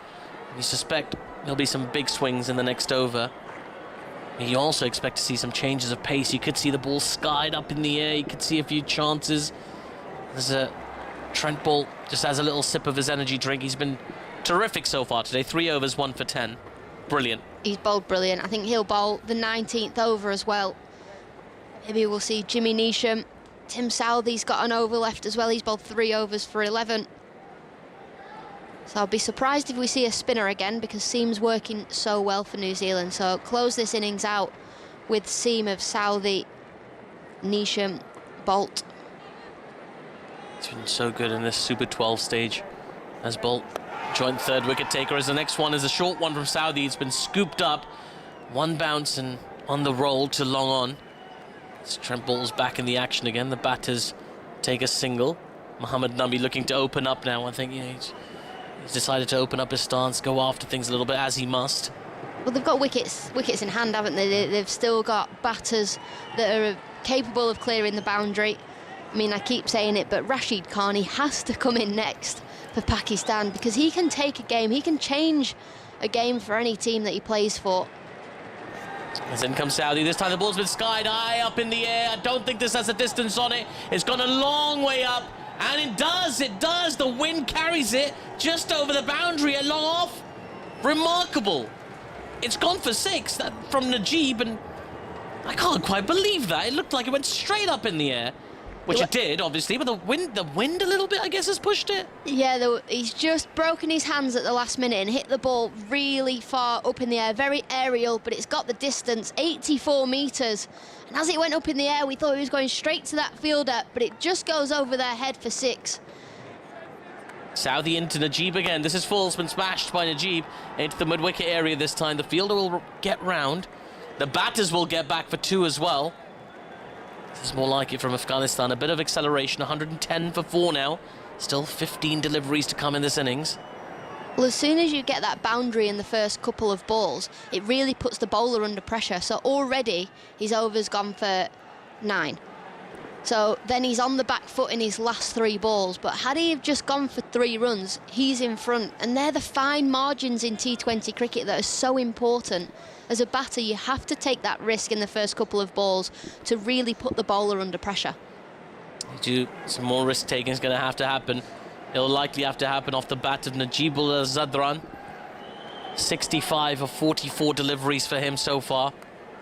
And the 50 partnership up as well between Mujeeb and Nabi. 54 of 47 deliveries. In comes Southey. There's a short. It's gone up in the air. Is this going to carry all the way as well? No, but it'll bounce. 1 bounce to the boundary for 4.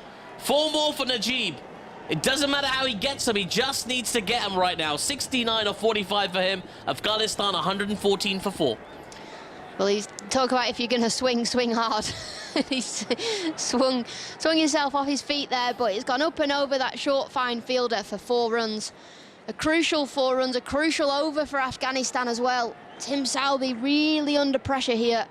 They need to try and find a way to keep Mujeeb off strike. It's a remarkable shot, that.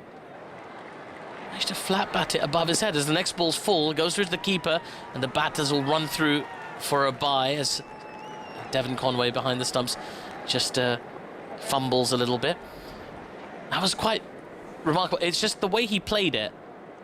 I mean, there was the first one, which we talked about. It had a really bizarre trajectory because it went up in the air and then it formed like an arch, like the St. Louis arch. Manages to go over long on. And then the one afterwards, the one bounce 4, it reminded me of the time I tried to make pizza at the house and I'm flipping the dough and I try and flip it up in the air and just try and look cool, but it actually goes flying towards the living room. As it comes the ball, the ball's been hit hard, straight back to Southey, who takes the catch. Nabi has to go. It's the end of what was a promising partnership, but Nabi really had to try and play an attacking shot. A stunning catch and his followed through by Tim Southey means he ends his spell with a wicket. 2 for 24 after 4 overs for him, but what a catch that is to take in your follow through.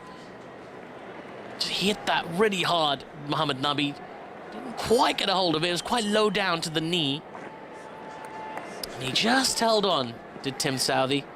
They either stick or they don't as a seamer, those, because when you're in your follow through, you're not quite got both eyes on the ball. He's flat batted it back to Southey, who takes the catch, and I don't actually think that's a bad thing for Afghanistan. He's gone for 14 off 20 deliveries. We're not seeing Rashid Khan come to the crease. No, Karim Janat's going to come out as scheduled at the moment. This is the thing. There's also the element of the unknown a little bit, isn't it? You get the feeling that New Zealand and indeed all the other teams may have scouted Rashid Khan, looked at his sort of helicopter shots and all the things that he can do. But Karim Janat just maybe a little bit under the radar, the 23-year-old from Kabul. He's played 31 T20 internationals. Got a healthy average and not a bad strike rate either in the 120, so he can definitely hit the ball. I suspect that's the kind of instruction he's going out there with there's 2 overs to go, no time to play yourself in. Have a swing, mate. Have a swing. You've got wickets in hand. We know we've got some big hitters coming down the order. As Bolt into Mujeeb, who flicks this down to fine leg, is going to run away to the boundary. Is it? Yes, there is. There's a sliding effort from Daryl Mitchell in the deep. Couldn't get there. 4 more runs to Afghanistan. 4 more runs to Mujeeb. 73 or 47 for him. Right now, he just wants to keep as much of the strike as possible. What a shot. Great shot. Just playing the ball into the leg side. Pass short, fine. Pass deep backwards, square for 4. And Bolt under the pump already because he's gone for a boundary in the first ball. Afghanistan, they're only tackling these last 11 balls in one way and one way only, to try and get themselves up as close to that 140 as they can. As Bolt in full, smash down the ground by Mujeeb. Will it clear long on? No, it doesn't. It's been caught. A stunning sliding catch. That's quite remarkable. First you thought that would the ball carry, and then it looked like it was going to drop short, but the catch has been taken. That's a stunning effort at long off, and it silenced the Afghanistani crowd. 119 for 6, and Najibullah Zadran's innings comes to an end. 73 of 48 deliveries. He's given his team and India a chance. Well, a brilliant catch out in the deep, a full-length diving catch. And one of those catches that changes the game. Mujeeb, 73 of 48 deliveries. Scored more than half the runs for Afghanistan, looking for that second boundary in the over off the second ball, not quite getting hold of it. And a brilliant diving catch. Oh no, I didn't quite catch who the third Neesham. Jimmy Neesham. Jimmy Neesham. It was quite stunning. Brilliant effort, because it looked for all the world like it was going to be one of those instances where you sort of smother the ball underneath your body as you're diving forward, and you think, okay, you know, like, I'll hedge my bets here. But he went for it, just slid forward on his chest. I don't even want to think about the kind of grass burns you're going to get on your chest there, but he manages to collect the ball in his hands cleanly and take the catch. Stunning. Well, here you go, Alex. You got your wish. Rashid Khan, the leg-spinning all-rounder. Don't call him a leg spinner. He doesn't like it. He likes to be called a leg-spinning all-rounder. And rightly so, because he definitely is an all-rounder. He can hit a big ball. Don't let that international average fool you. 12.79. But he's a much better batter than that. He's at the non-striker's end, though. As in comes Bolt to Karim Janat, who smashed this high up in the air, down the ground. 1 bounce, and the fielder at long on will run around. They're going to get back for 2. Are they just about make it back? Rashid Khan immediately happy to run the 2s alongside Karim Janat. Brilliant running that from Rashid Khan. Really putting Neesham under pressure. He's just taken that stunning catch. Rashid Khan up and down as quick as you like, willing to sacrifice himself as well, the team player that he is. Bolt in, this time the ball's on the pads of Janat, who flicks this uppishly down to fine leg, and it's been caught by Ish Sodhi. Janat will have to go. 2 wickets in close succession here for Afghanistan. 121 for 7. 8 balls still to come in this innings. Trent Bolt has yet another wicket. 3 for him today. It takes him to joint second in the Super 12s phase in wicket takers. He's been terrific. 3 for 16. Slightly fortuitous on that occasion because the batter really got a hold of that flick shot, but just found Ish Sodhi at deep backward square leg. Yeah, he did. Didn't quite hit it, so he's guided it around the corner, out the middle of the bat, but had he thrown his hands through the ball, I think he would have found that had travelled a lot further. But just flicking it off his pads aerially, straight to Sodhi, down at deep fine leg. And a little collapse here for Afghanistan, and Bolt, after going for 4 off his first ball, being put under the pump, takes 2 wickets in 3 balls and changes the game here for New Zealand. Slows that run rate down ever so slightly. Yeah. 121 for 7, 8 balls to come. Mujibur Rahman is the new batter. He's at the non-striker's end. So even though that previous shot was pretty flat to fine leg, they've crossed over. And it's Rashid Khan who's going to be on strike to Trent Bolt. In he comes now, he bowls. It's been driven into the covers. And he'll get off the mark straight away, will Rashid Khan, with a single to extra cover. 122 for 7. Trent Bolt has been remarkable today. 3 for 17 from his 3.5 overs. 1 ball to come to finish his spell, but he's just held his nerve, mixed up his pace nicely, and richly deserves his rewards. It's put New Zealand in a very strong position here. What can Afghanistan salvage from these last 7 balls? Mujibur Rahman about to face up to his first ball. Trent Bolt's final ball. And he comes, he bowls it short. It takes a leading edge and it flies up just short of the point fielder. He wanted to run for the single. Rashid says, stay where you are. So keen to take the strike. That's the end of Bolt's spell. Terrific. 3 for 17 from 4 overs in a big match that New Zealand need to win to go through. Big match and big match performance. Really was. And what's really interesting in his final over there, he didn't take pace off any of his deliveries. He's gone pace on for all of them. These previous overs, he'd mixed up, bowled the off-cutter, taken the pace off, but then he decided to just bowl length balls and make the batters make the mistakes, and that's exactly what happened. Went for 4 in his first ball, but then picked up 2 wickets in his next 5. And as you say, now is the joint leading wicket taker with 11 wickets. Adam Zampa also with 11.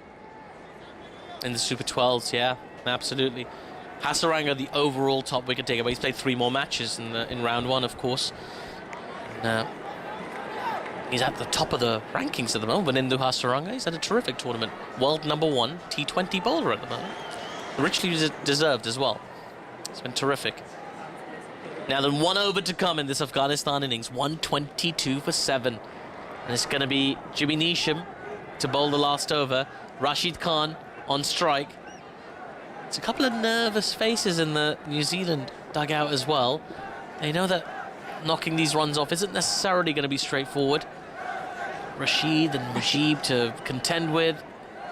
And Rashid Khan on strike. He's capable of hitting a very, very long ball. He'll be targeting Jimmy Neesham here. Neesham will most likely look to take the pace off, bowl his off-cutter.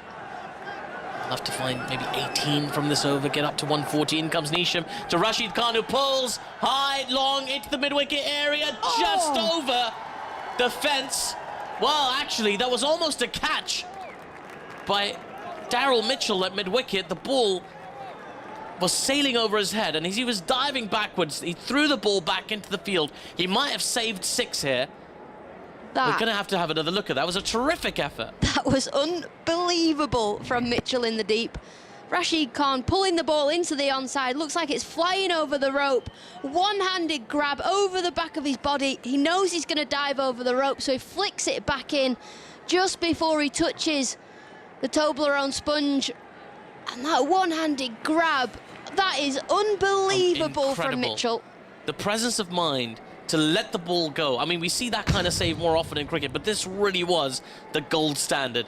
As he's dropping, he has to lean back to grab the ball as he's about to hit the ground, maybe 2 feet from the ground. Honestly, he lets the ball go, and he saved it. He saved 5 runs. It blows my mind what fielders are capable of these days. He saved 4, actually, because Rashid's back on strike. He took 2. As Neesham bowls a full toss, Rashid misses, goes through to the keeper, and there is no run.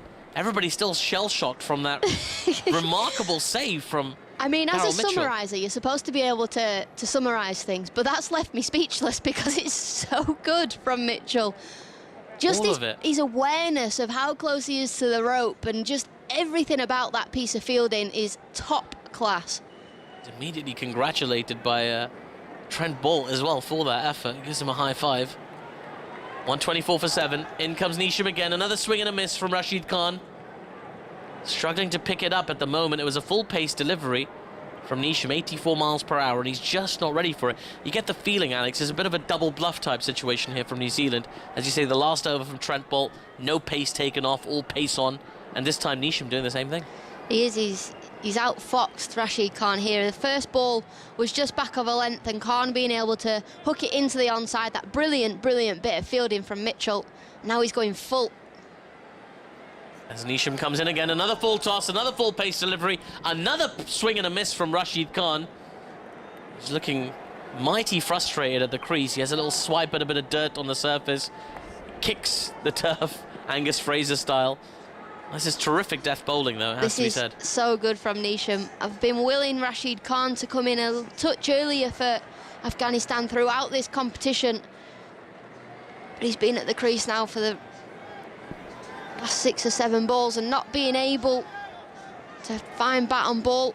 Nisham into Rashid Khan, and another play and another miss from Rashid Khan, who falls over this time trying to make contact with the bat, and he just looks so angry, Rashid Khan. He can't get bat on ball. 4 dot balls in a row in the 20th over from Jimmy Nisham. Rashid Khan is literally down on his knees thinking, how do I get bat on ball? He was a bit annoyed. I think he was looking for the wide, but the ball comfortably inside the tram line.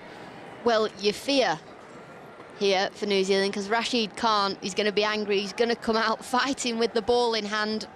He's on strike for the final ball of this innings. In comes Nisham. This time Rashid Khan connects to a full toss. It's gone up in the air. And another stunning diving catch in the extra cover area. It's the captain, Kane Williamson. How has he done it? What a catch. New Zealand have been absolutely brilliant in the field today. Daryl Mitchell with the stunning effort earlier in this over.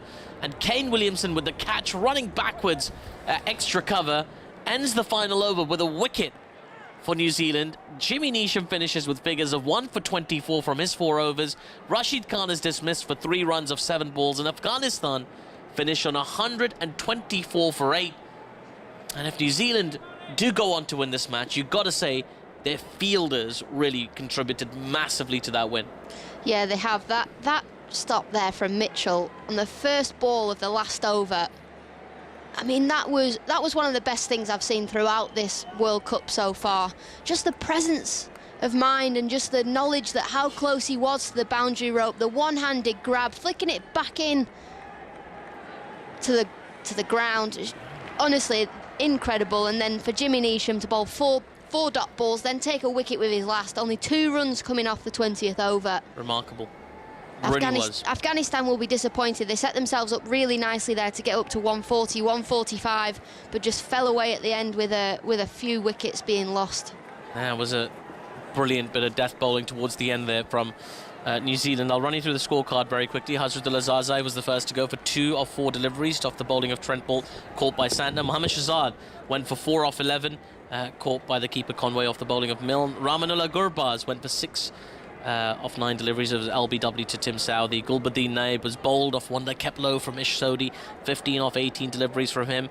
Mohammad Nabi, the captain, was caught and bowled by Southee off 14 from 20 deliveries. Karim Janat went for 2 from 2. Rashid Khan went for 3 from 7 off the bowling of Nisham, caught by Williamson. The star of the show by far and away was Najibullah Zadran, who got 73 from 48 deliveries, including 3 sixes. The only 6s hit by Afghanistan today for a team known for its 6 hitters. It's quite remarkable that just 1 player was able to hit them today. It just speaks for how good New Zealand were with the ball. Tim Southee, 4 overs, 2 for 24. Brilliant from him as always. Trent Boult, 3 for 17 from his 4 overs. He, as we're saying, is the joint 2nd top wicket taker in the Super 12 stage of this competition. Adam Milne, 4 overs, 1 for 17. James Nisham, 4 overs, 1 for 24. Ish Sodhi, 2 overs, 1 for 13. And we can hear from Trent Boult right now.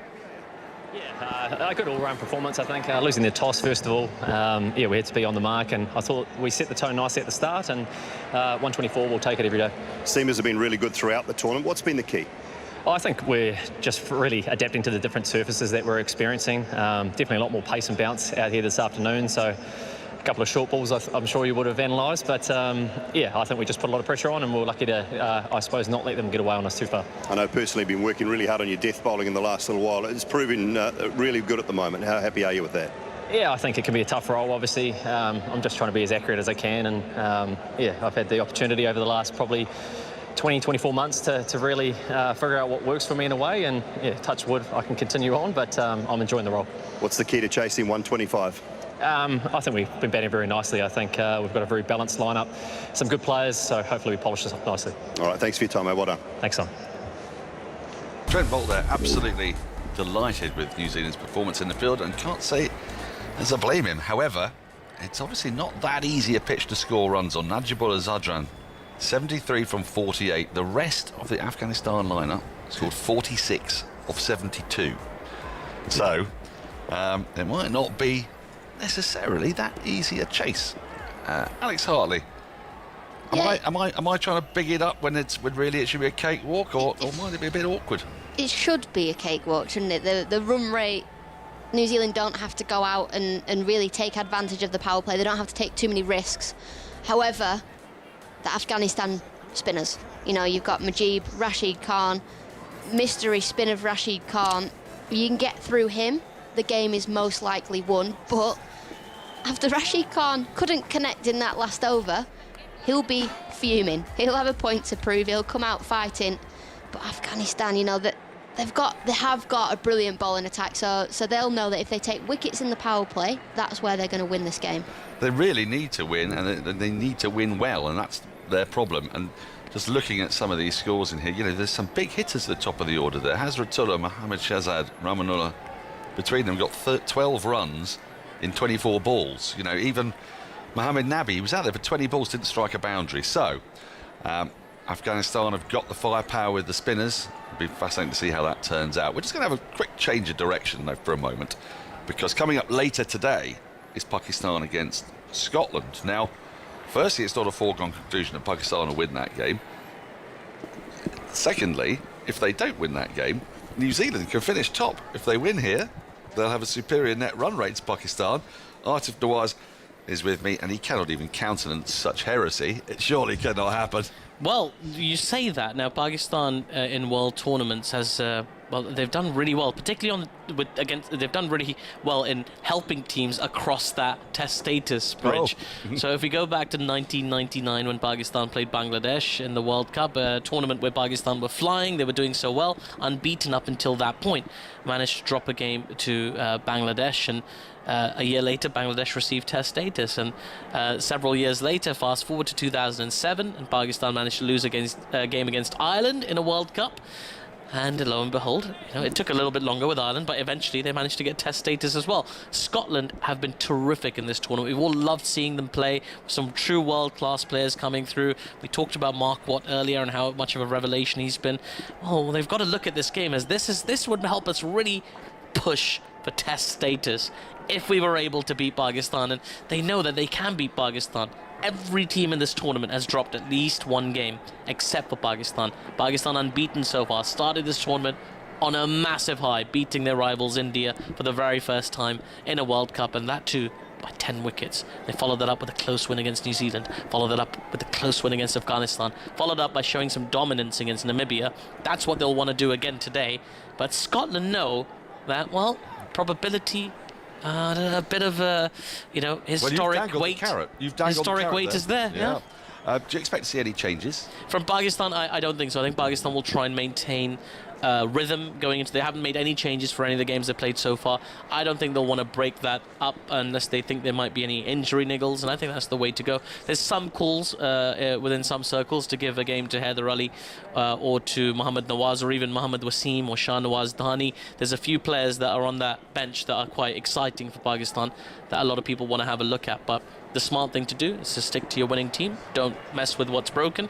2 big games potentially coming up this week, if they're able to, at least one, but maybe 2. So I think they won't change anything. I think. Watching Sharafuddin, Phil Tufnell, up against less experienced batters at the top of the Scotland order is going to be quite a thing. That is going to be a challenge, isn't it? Because you may know that he's going to swing the ball viciously onto your toes, but you've still got to play it. Yes, even though you know what's coming, as you say, you've still got to play. It's a bit like Mitchell Starc, isn't it? You know, he looks to use that swing early on with the white ball, get it really, really full, and you've got to have the technique and the skill to then counteract it.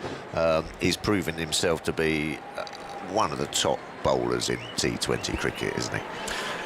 Well, he really is, isn't he? I mean, he's spectacular to boot. And also, and just with that consistency, you always, you always sort of saw it in him that, he has that performance, and then perhaps sometimes goes off the boil a little bit, but he's now sort of like the leader of the pack, isn't he? He's the leader of that Pakistan bowling unit, leads from the front, gets wickets. And the first one, sort of for a while, the first fast bowler for a while, Atif, that you kind of feel is nailed on to be there for a long time. Pakistan have always had incredible reserves of fast bowling talent. But frequently they're 21, isn't it? Is he still, Yeah, only, he's is he 21 years still old. only 21? Yeah. Well, How do some players seem to have still only 21? Do you know what I mean? Richard Johnson was like that when I played him. Whenever I turned around, he seemed to be the same age. But you know what I mean, though. The Pakistan, their fast bowlers, they fizz brightly. They do. And briefly often. Sometimes. But he feels like, we could be looking at this boy for 10 years. Well, they if they could, they would wrap him in cotton wool, the Pakistan cricket board. They see him as somebody who's they've invested in as a long-term performer for them in all formats as well. And the remarkable thing is he doesn't like to take games off. They toured Zimbabwe earlier this year at Pakistan, and that was a good opportunity to rest him, but he refused to be rested. He was like, well, look, I'm in rhythm, let me play. And he played quite well, and he's been terrific in all formats for Pakistan. I think as a Middlesex fan, really excited to see him play next season for Middlesex as well here in England. It's going to be terrific for us, and I bet there's a few county championship batters who are getting a few sessions in with the left armour the left armour that they can find. But you're right, he does seem to have a kind of longevity already. Like, you sense there's a longevity to him that there wasn't with a Junaid Khan or a Muhammad Amir or Rahat Ali, or the dearth of left arm seam bowlers that Pakistan seems to produce. Alex Harley, this game is an opportunity for some Scottish players. I'm thinking really Munsey, Mark Watt, to go beyond associate cricket and actually appear.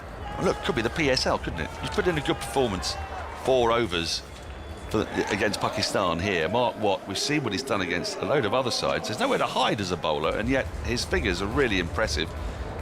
Left arm spinners union. I've been really impressed with Mark Watt throughout this World Cup. I think he's been brilliant.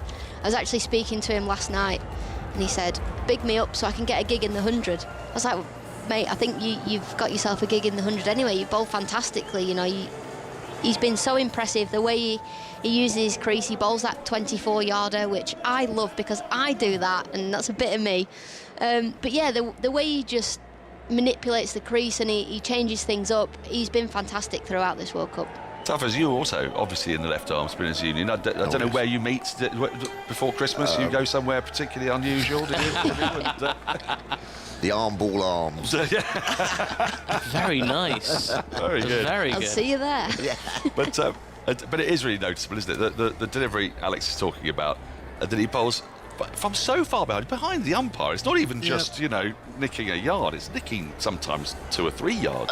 Well, I'm going back old school here. Norman Gifford used to do that, The thing is why we bowl that is because everything's the same, so your action's the same, the arm speed's the same, but because you're further back, it actually comes out at the batter slower, so everything else looks the same, but because you're so far back, it then deceives the batter on where it pitches, where it lands, and obviously feels a lot slower. It's brilliant if you can do it, isn't it?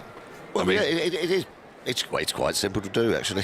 It's easy because I've just bowl it a little bit further back. You just take a step back at the end of your mark. That's simple. It is a little bit. First ball of the innings is driven into the covers and there's no run. You say that, but I've tried to stand like 2 feet further back when throwing darts, and I'm hitting 3 instead of 20. Yes, I know what you mean. Well, that is the point of it, because it looks the same. You're coming down the pitch and it's nowhere near, because it's just naturally further back. Next delivery worked into the onside. Mohammad Nabi is opening the bowling here for Afghanistan. They're going to come back for a second and they will make it. And Najibullah is getting a little bit of stick there for not picking up cleanly and throwing in. But that's what happens when you put pressure on the fielders.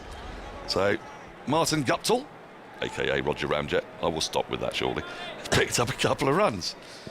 He's very rapid between the wickets, is Martin Guptill. He played a marvellous knock, nearly got 100 earlier on in the tournament. He drives this next delivery into space, just past the diving extra cover.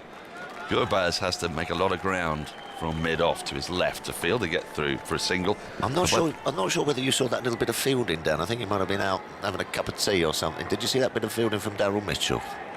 No, I didn't. When he caught it, running back, caught it, and then as he was in mid-air, then caught it, then sort of like threw it under and saved the 6. It was probably one of the best bits of fielding, even though we see a lot of them nowadays, don't we?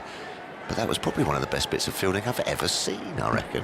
Nabi bowls played into the offside, fielded by Nabi. And the wonderful thing, though, is that I was disconsolate there that I'd missed it, and then I remembered.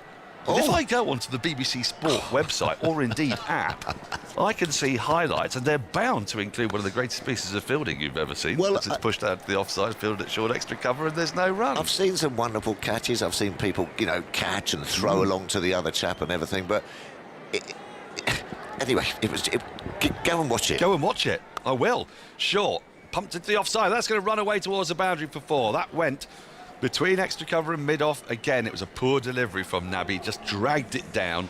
And Guptill waited for it. Didn't get all of it, but he got enough of it to pierce the field and pick up the first boundary of New Zealand's innings. Their target is 125. If they win, they are through to the semi-finals, almost certainly against England, and India will be out. This is the big story of today. Yes, it is.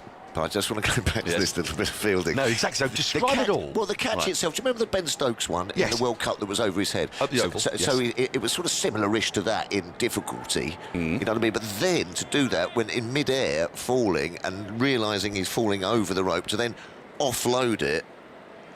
I just don't It know. wasn't offloaded to someone, so, Well, so that just saved the 6. Yes, so that But perhaps could have been the extra little icing on the cake if he'd have whipped it to someone and someone had caught it. But yeah, do go to the website. So they and see got that. 2 instead of 6, did they? I don't know how they do that nowadays. You know, it is uncanny. Mujeeb is at the attack, and he bowls this in-swinger first up. I don't know what. I'm not going to call him a spinner anymore, because that ball just. Like a boom, like a banana. Yes, but it's not like a fingers down the seam in swinger, is it? It's sort of like a pushed delivery out the fingers. Yes, I mean it's unique. We're in sync. We are. It is. We're not unique. Of No, course. we're not. No, we're but not. he most certainly is. Yeah. And that ball, it drifts in, but and he comes in with this strange approach as well. Everything about it is difficult. Ball on the off stump, pushed up to mid-off, no run. You see what I'm doing here? Yes, I do. Can you describe I that? can. What Tuffers is doing at me, so I look into my eyes, he's taking his hand and then he's turning it 90 degrees and then flicking an imaginary ball out as this next delivery from Mujeeb is worked by Mitchell out to wide long on. They've come back for 2. And there's a sort of flick of the index finger over the top of the thumb with the imaginary ball in play. And by turning this wrist and flicking at the same time, Mujeeb appears to get this curious drift, and it's quite late swing as well. And this one's been cut away into the offside. It was short outside the off stump, but can't pierce the field. 10 without loss. It is a delivery that I think only he can bowl. Well, I loved it when he absolutely tore Scotland apart. Fuller this time, but cut, waiting for that was Mitchell, and he's cut it away down to deep third, all the way to the boundary for 4. That's a really good shot. It was a late cut from Mitchell, waiting and waiting. Yeah, got enough on it. As you say, just that sort of in drift, and then getting the odd one then to straighten and hold. And just waited for it, played it late, kept low, as you said, kept low, knees bent, head over it, and just dabbed it fine. What kind of fingers do you have to have? Ball pushed into the offside. Guptill calls for the single. It goes rolling down to short third, and they get it. End of the over, 15 without loss.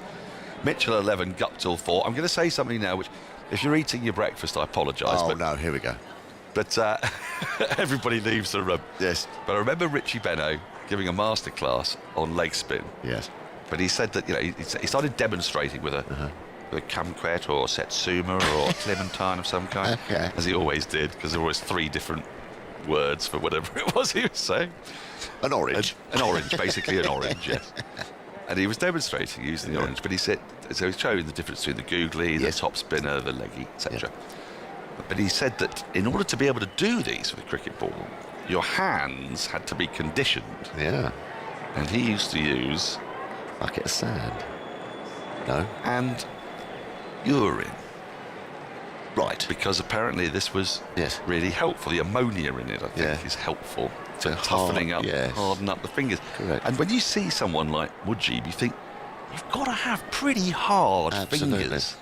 It's a bit like, just to describe it to the listeners, do you remember playing Subutio? I do. When you had the little sort of footballer and you flick it, you get down and you...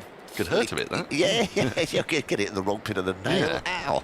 Yeah. Exactly. Naveen is into the attack, into the right-handed Mitchell. Mitchell lofts it back over his head, Down to the boundary for a 1 bounce 4. It's a lovely shot, 2 full from Naveen, and Mitchell has latched onto that immediately. 19 without loss, start of the 3rd over. Yeah, full length seems to be the easier shot on this pitch, doesn't it? Anything that's just sort of back of a length, it's not quite sort of coming on. The odd one is a bit too pace, but full length, as we saw Mujeeb with his 70 odd, anything that was up, you can get a free swing of the bat. So I think that seamers just need to pull their lengths back a little bit.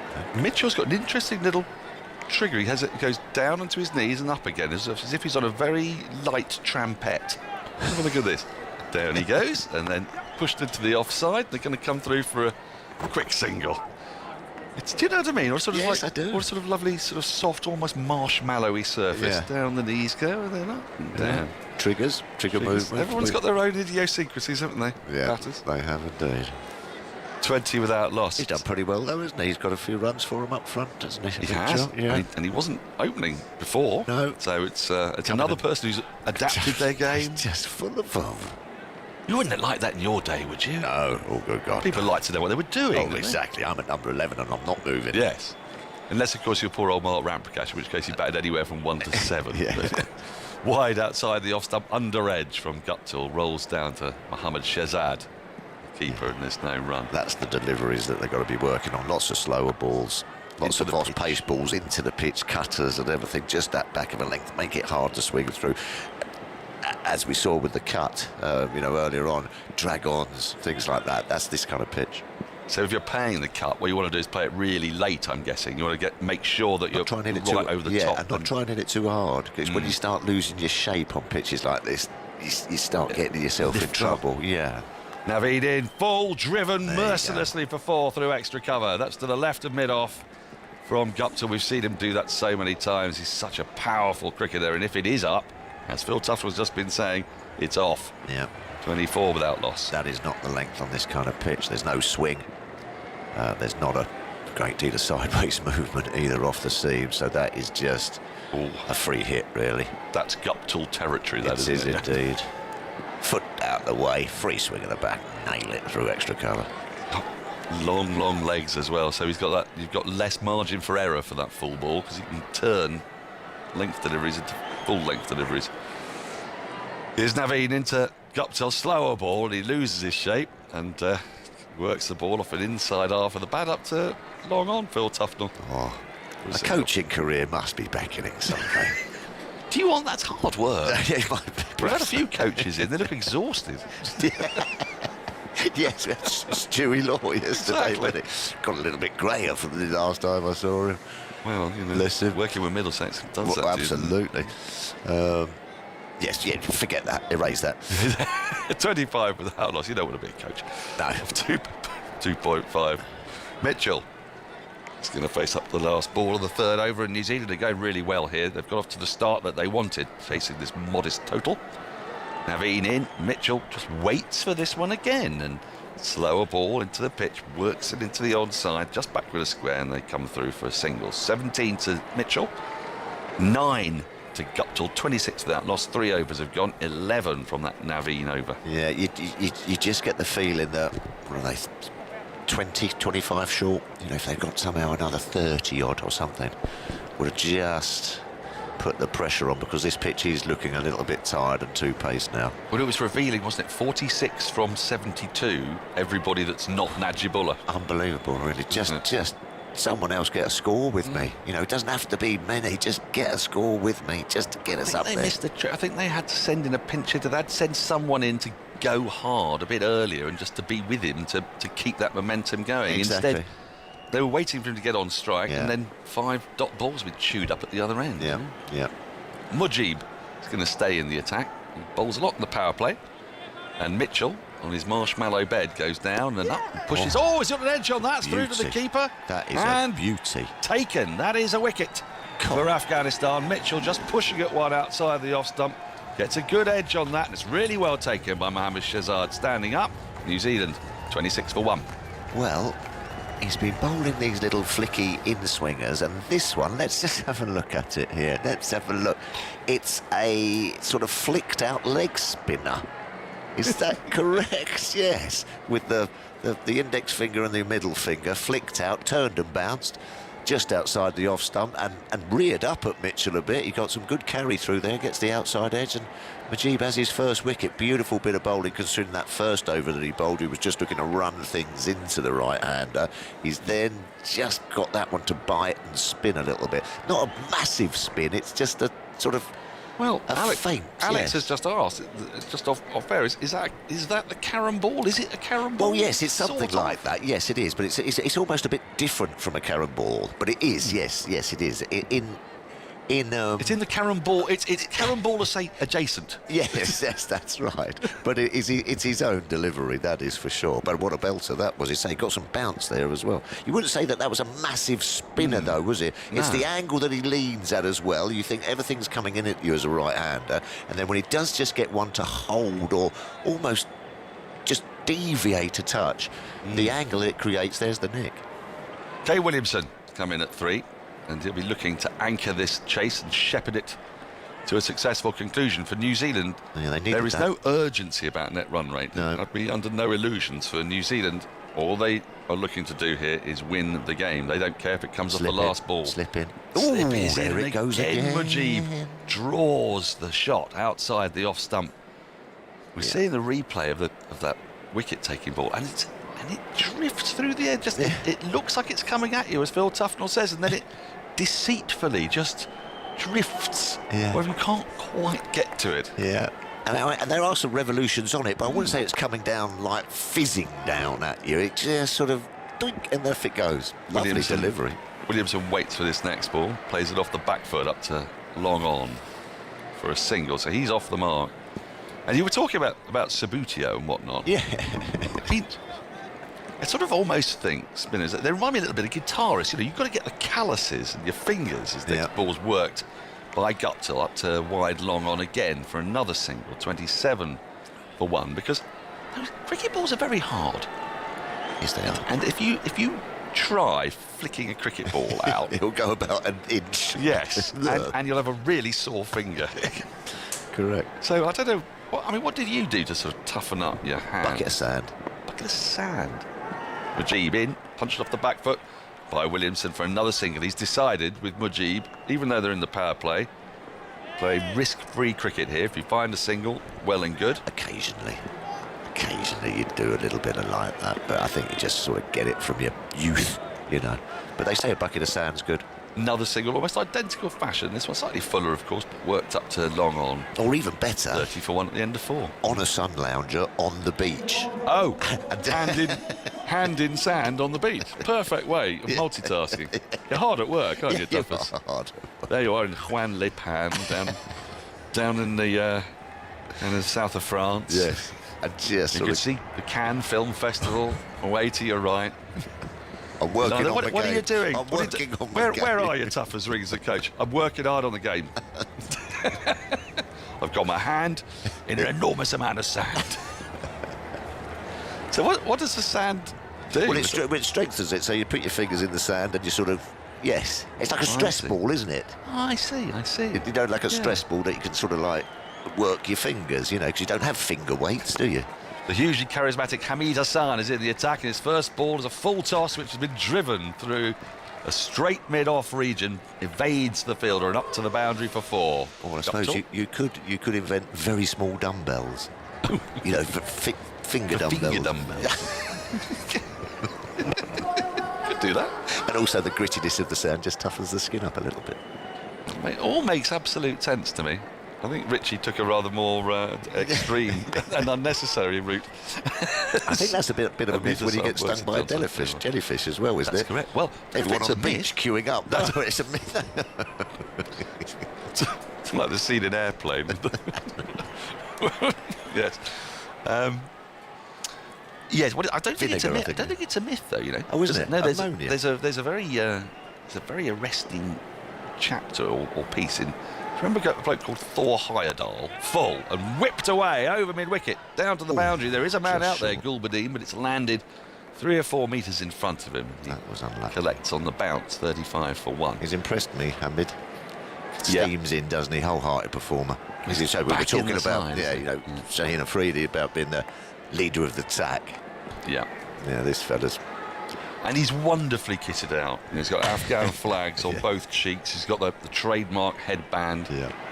And he hurtles in. Wholehearted performer.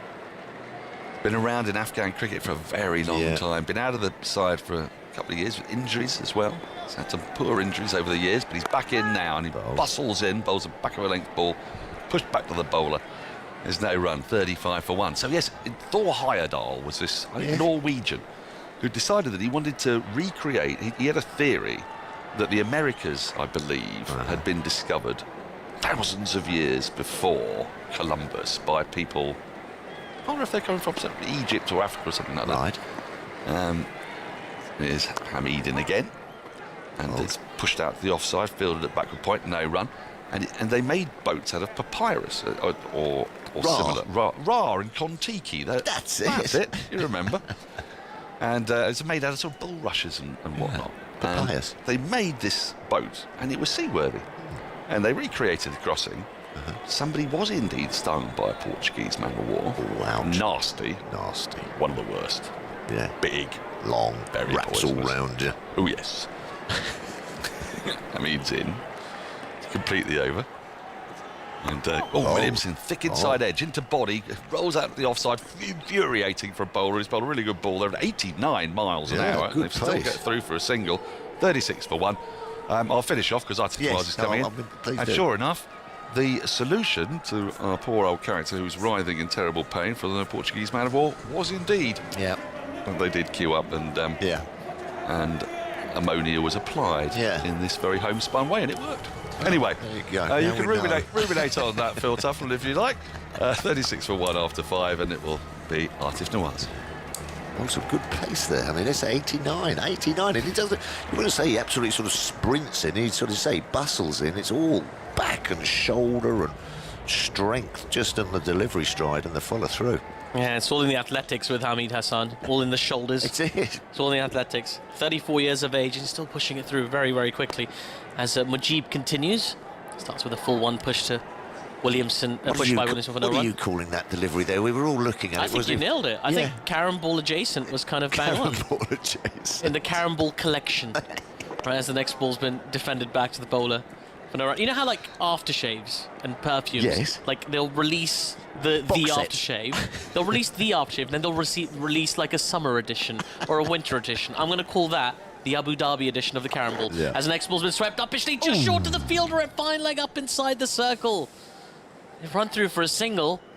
Mujeeb making things happen here for Afghanistan. I think he's going to have a decision to make, isn't he? Whether to keep him on and just try and get some wickets, because you feel that New Zealand is just going to get there, but you've got to get your best bowlers in and bowling. There's no point. As the next ball's been played back to Mujeeb, nearly caught and bowled. This wicket's looking tricky now. Well, it's just ball just holding up a little bit, and well, he just looked like Guptill. He just was surprised by that delivery. As the next ball's a bit shorter, and he's played this out to mid-wicket. In fact, it's gone away to the boundary. He's played it wide enough off the fielder and hit it well enough, so it goes to the boundaries. Mujeeb shakes his head. Guptill moves on to 20. 41 for 1 after 5.5. And New Zealand have had a couple of hiccups here and there, but generally speaking, Tuffers, they're in control. Yeah, they are. They got off to a good start, haven't they? But you just get the feeling that there is a cluster of wickets around the corner. If you can just perhaps get the two spinners on together, create pressure from both ends. As in comes Mujeeb again. This is full. Been driven beautifully. That is a lovely cover drive. It goes away for 4. Guptill. We've seen some brutality from him in this tournament, but there's a bit of class. 45 for 1 to end the power play. Yeah, good cricket shot, wasn't it? Just full. As you say, the ball beforehand was short, which he sort of like pulled away, overcompensated there. Great big stride. Whacked it through mid-off for 4. It's a lovely shot there. I suspect Hamid Hassan will continue. I was just listening to a discussion about Hamid Hassan. He was the first ever Afghanistani cricketer to play at Lord's back in 2007 when he represented the MCC against a Europe 11. He's always been very, very patriotic. That's why he wears the flags on his face. Love it. Yeah. exciting cricketer. We'll give Toughest a little break. Alex Hardy back in alongside me. Got loads to tell you about Hamid the son. Fascinating character. He played cricket in secret. Even after turning professional, his family hated the game, wanted him to get an education, so he played in secret for the longest time. And the first time they discovered that he was a cricketer was when they saw him on TV. No way. Extraordinary. Gosh, that Extraordinary is cricketer. Incredible. Yeah. Well, he's actually going to get a break now. And since the power play's over, Mohammad Nabi throws the ball to the one and only Rashid Khan. No surprises there either. Straight out the power play to Rashid Khan, the mystery spin. This wicket now slightly staying low. See if he can get anything out of this wicket. He's got his googly, his leg break. One of the hardest bowlers to pick, a strike rate of 12.3 in this T20 World Cup. Really is a remarkable player. He's won so many games for so many teams around the world. IPL, PSL, CPL. Been all over the world. I don't think he's playing the Big Bash yet, though. Something to look out for. Yeah, no, he's not playing the Big Bash. Yeah. T20 Blast. No Big Blast. No Big Bash. Now then. And he comes as Kane Williamson. Now just ask him to hold up so he can check the field. He's played in the Big Bash, hasn't he? I'm going to double check that, but I don't think he has. As in comes Rashid Khan. His first ball's been played to the fine leg area, the short third area, in fact, for a single. I can run through the teams he has played for. Obviously Afghanistan, and he's played for Durban, Lahore, Kabul, Maratha, and yes, indeed, he has played for the Adelaide Strikers. Yeah, I thought there you so. go. You got me. He played You got for me, the Alex. Strikers. He's played for so many teams. I lost it in there. In comes Rashid Khan, full and driven down to long off for a single by Guptill, 47 for 1. It's just he played for so many teams, you see, you forget. And he does so many memorable things. I think the most memorable of his stints is always going to be at the IPL. But he's very, very keen on playing for his country, a team player. As the next ball's been turned into the leg side, they're going to run through for a single. Rashid himself will field. He often does that, does Rashid Khan. He opts to keep the fielders deep and try and cover as much of the inner circle by himself in all kinds of cricket. Likes to be involved. He's one of those cricketers who wants to just always be doing things. Was offered the captaincy of this team. Very recently turned it down. So in again comes Rashid. Lots of flight, driven down to long on. Rashid is bent over in half, hands on knees. A bit frustrated by that one. I'm not quite sure why. 49 for 1 off 6.4. Probably frustrated because he's gone for 4 singles. Just a leg break out the back of the hand, held its line, the batter waited on it. It seemed all pretty straightforward. Kane Williamson's got 6 off 11, he's on strike. In comes Rashid Khan. Flighted delivery a bit quicker off the surface, kept low, and Williamson watchfully defends for no run. Run rate is very much in control. Rashid Khan is 1 wicket away from 400 wickets in T20s. A lot of people hoping to see history today. In comes Rashid, down the track comes Williamson, works this nicely into the leg side. And they'll take a single, they'll think about the second, they'll change their mind. It's Karim Janat in the deep with a good throw. And that is the end of the 7th over, 50 for 1. Williamson on 7, Guptill on 26. Rashid Khan, well, we're going to have to wait a little bit longer if we're to see that 400th wicket. It's remarkable how quickly he's gotten there. He's 23 years of age. He made his debut a week before his 17th birthday. That was his ODI debut for Afghanistan. That was back in 2015. He feels like he's been around for ages, doesn't he, Rashid Khan? It does, and he's still got such a long career ahead of him as well. As you say, only 23 years of age. Unbelievable bowler, one of the best in the world. Mystery spin, he's so hard to pick. Googly, leg break. Just has batters questioning their own ability on many occasions. He does. But if New Zealand can just get through his spell today, it's a little win for them. They're only chasing 125 to win, the target 125. Now, Mohammad Nabi has opted to save one of Mujeeb Rahman's overs. Mujeeb has bowled 3 overs thus far, and he's going to bring himself back on to bowl, going for the spin-heavy attack. Hamid Hassan just with the 1 over so far. Do you think 3 overs, 1 for 21 from Mujeeb so far, just holding him back, the right thing? No. Nabi into Williamson. Fly to delivery outside off stump. It's been played quite comfortably out to deep extra cover for a single. It's always that, do you throw all your eggs in one basket? Yeah. It's a must-win game for Afghanistan. Maybe holding back for another couple of overs. He's been a bit cautious recently as Mohammad Nabi. We saw that in the previous game against India as well, where they didn't chase the win. As Nabi comes in again, back of a length, pushed out to deep extra cover for a single. Now, after India scored that mammoth total of 210, they kind of went big in the first 6 overs, but after the cluster of wickets, they opted to just consolidate. Mohammad Nabi play just under a run a ball for a 7-over period to try and protect the run rate as much as possible, which is understandable, but it's not really in line with the way Afghanistan have played their cricket up until now. No, it's not, and they're adaptable.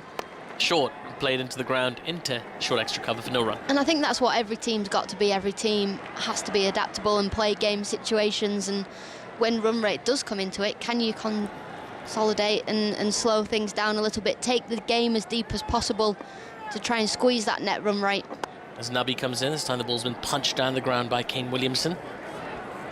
Guptill comes back onto strike. Some news from England. Jason Roy will be going for a scan later, and we'll have further news on his injury and the outcome of the scan tomorrow. Of course, one more game to come in this Super 12 phase. It's India versus Namibia, and during that coverage tomorrow we'll tell you more about Jason Roy's injuries. The next ball's been played to short third for no run. It was heartbreaking. Alex, I saw your tweets as well. It was heartbreaking to see Jason Roy. It meant so much to him to try and, you know, this England team that has such a good chance to go all the way to do your kind of quad hamstring. Out, wait, hold on, there's a big appeal. And the umpire says not out. I think there's a big inside edge, to be fair. 53 for 1 after 8 overs. It was the calf, I beg your pardon, you're right, it was the calf. That's hard work. It was just really hard to watch because you could see in his face almost straight away that he knew he wasn't good. And it was one of those where you don't often see cricketers cry on the field. No. You don't often see that they know that they've hurt themselves, and you know, he was so upset, the heartbreak. You know, he missed the previous few games in the previous World Cup through injury, and he was frustrated, and rightly so. He's been brilliant for England in one-day cricket in the last few years, and to know that he potentially could miss the latter stages, the most important stages of this World Cup, he'll be absolutely devastated. But like you say, he's going for a scan, and we'll find out more tomorrow, so fingers crossed he's all right and he makes a speedy recovery. Absolutely, we'll echo that here at TMS as the next ball from Rashid is down the leg side. And that'll be given a wide, 54 for 1, so a runner ball would get New Zealand home here and into the semi-finals of the T20 World Cup. And that's all New Zealand need to do. They don't need to think about net run rate, they just need to win this game. So do whatever it takes to win. They don't need to win quickly, they just need to win. Potentially, Alex, it would set up a rematch of the final of the 50-over World Cup, as the next ball's been played up a thick outside edge down to short third. They run through for a single. 55 for 1. I mean, that'd be quite something, wouldn't it? Semi-final of the ICC Men's World T20 2021, and it's a rematch from the final of the ICC Men's 50-over World Cup final. Is it a rematch if it's a different format? Well, I don't know. I guess they've played other matches since then as well, but on that kind of platform, it'd be pretty big. As a ball's been smeared into the leg side by Guptill for a single. Guptill, by the way, has just gone past 8,000 runs in T20 international cricket. Quite remarkable. He's kind of one of the players who slides under the radar. The focus has been on so many other players, and we celebrated Chris Gale and Dwayne Bravo's final game yesterday, and Guptill's very quietly accumulated a ton of runs in this format as the next ball's been played down the ground by Kane Williamson for a single.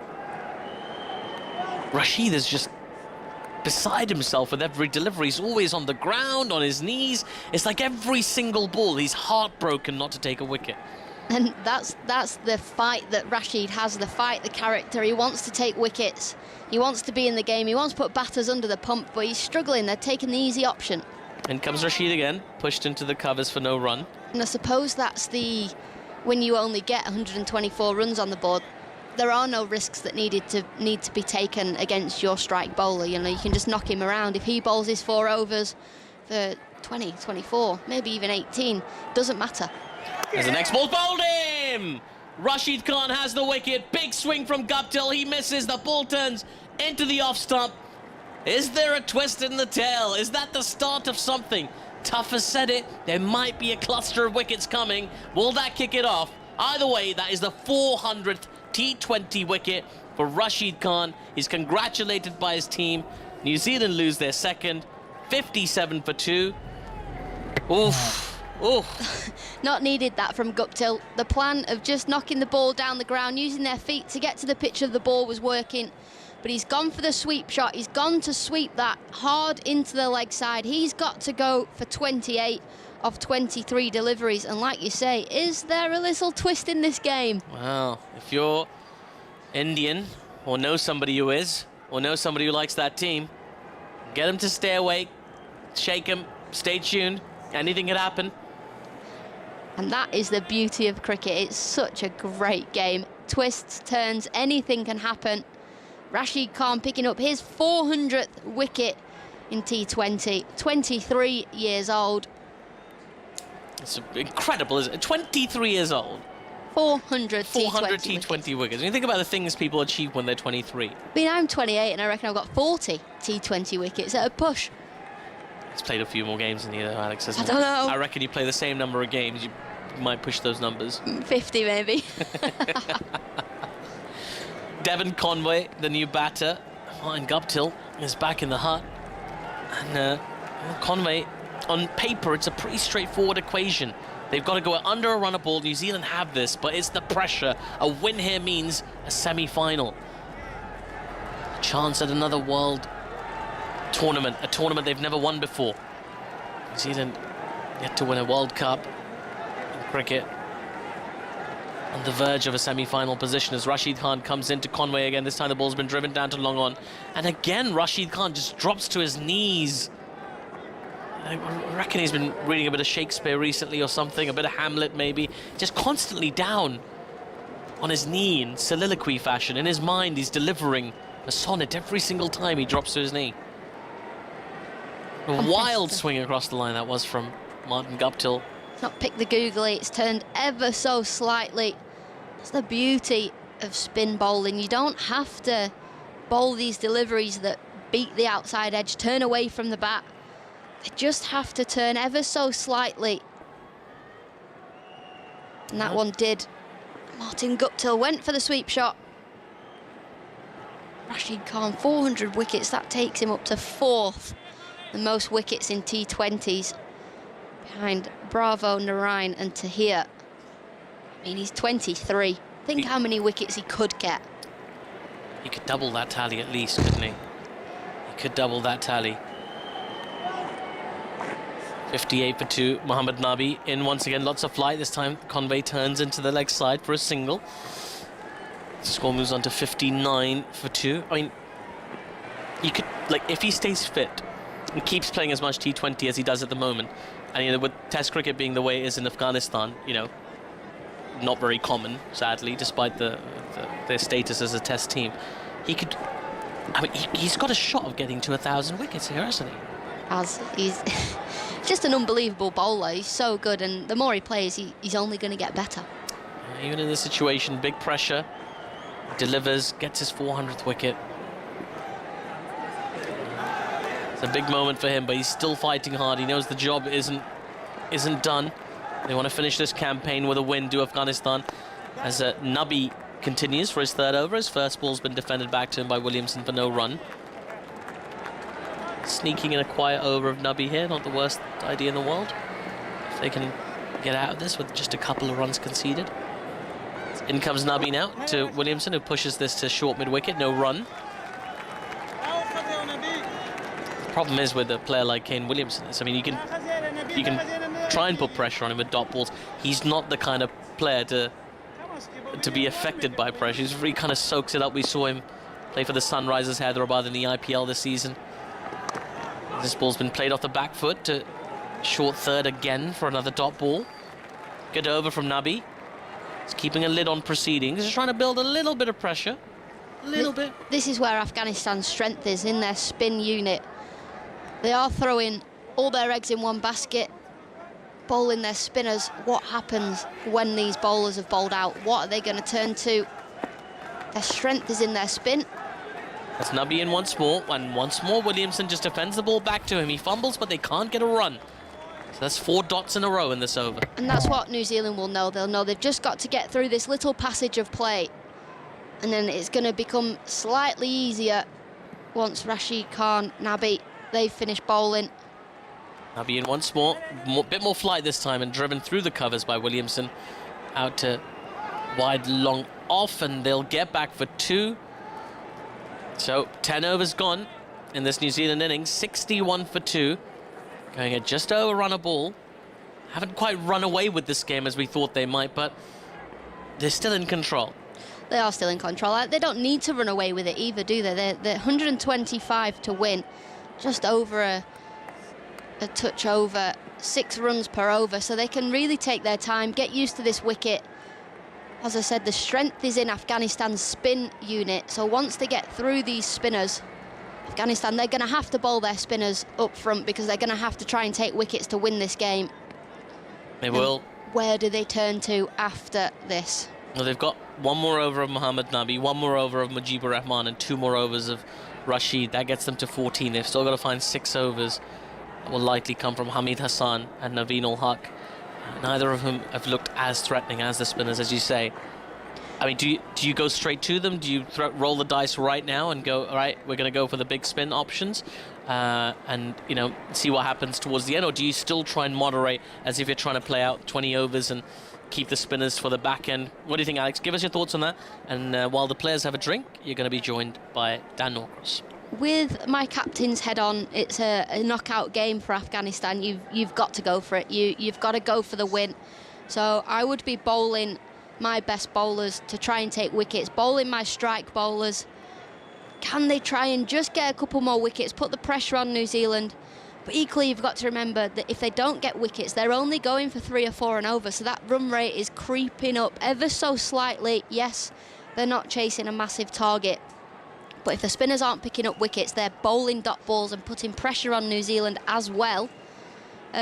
So yeah, if I was captain, it's a do-or-die game. I'd be going all in. Throw all your best bowlers in and see what happens. Spot on, I think. Straight after the drinks break, pile on the pressure. Hope that you can pick up a wicket, maybe a couple of overs, only go for a couple of runs. Williamson is obviously finding it pretty tricky. He's got 13 from 23 balls. We know what a fine player he is.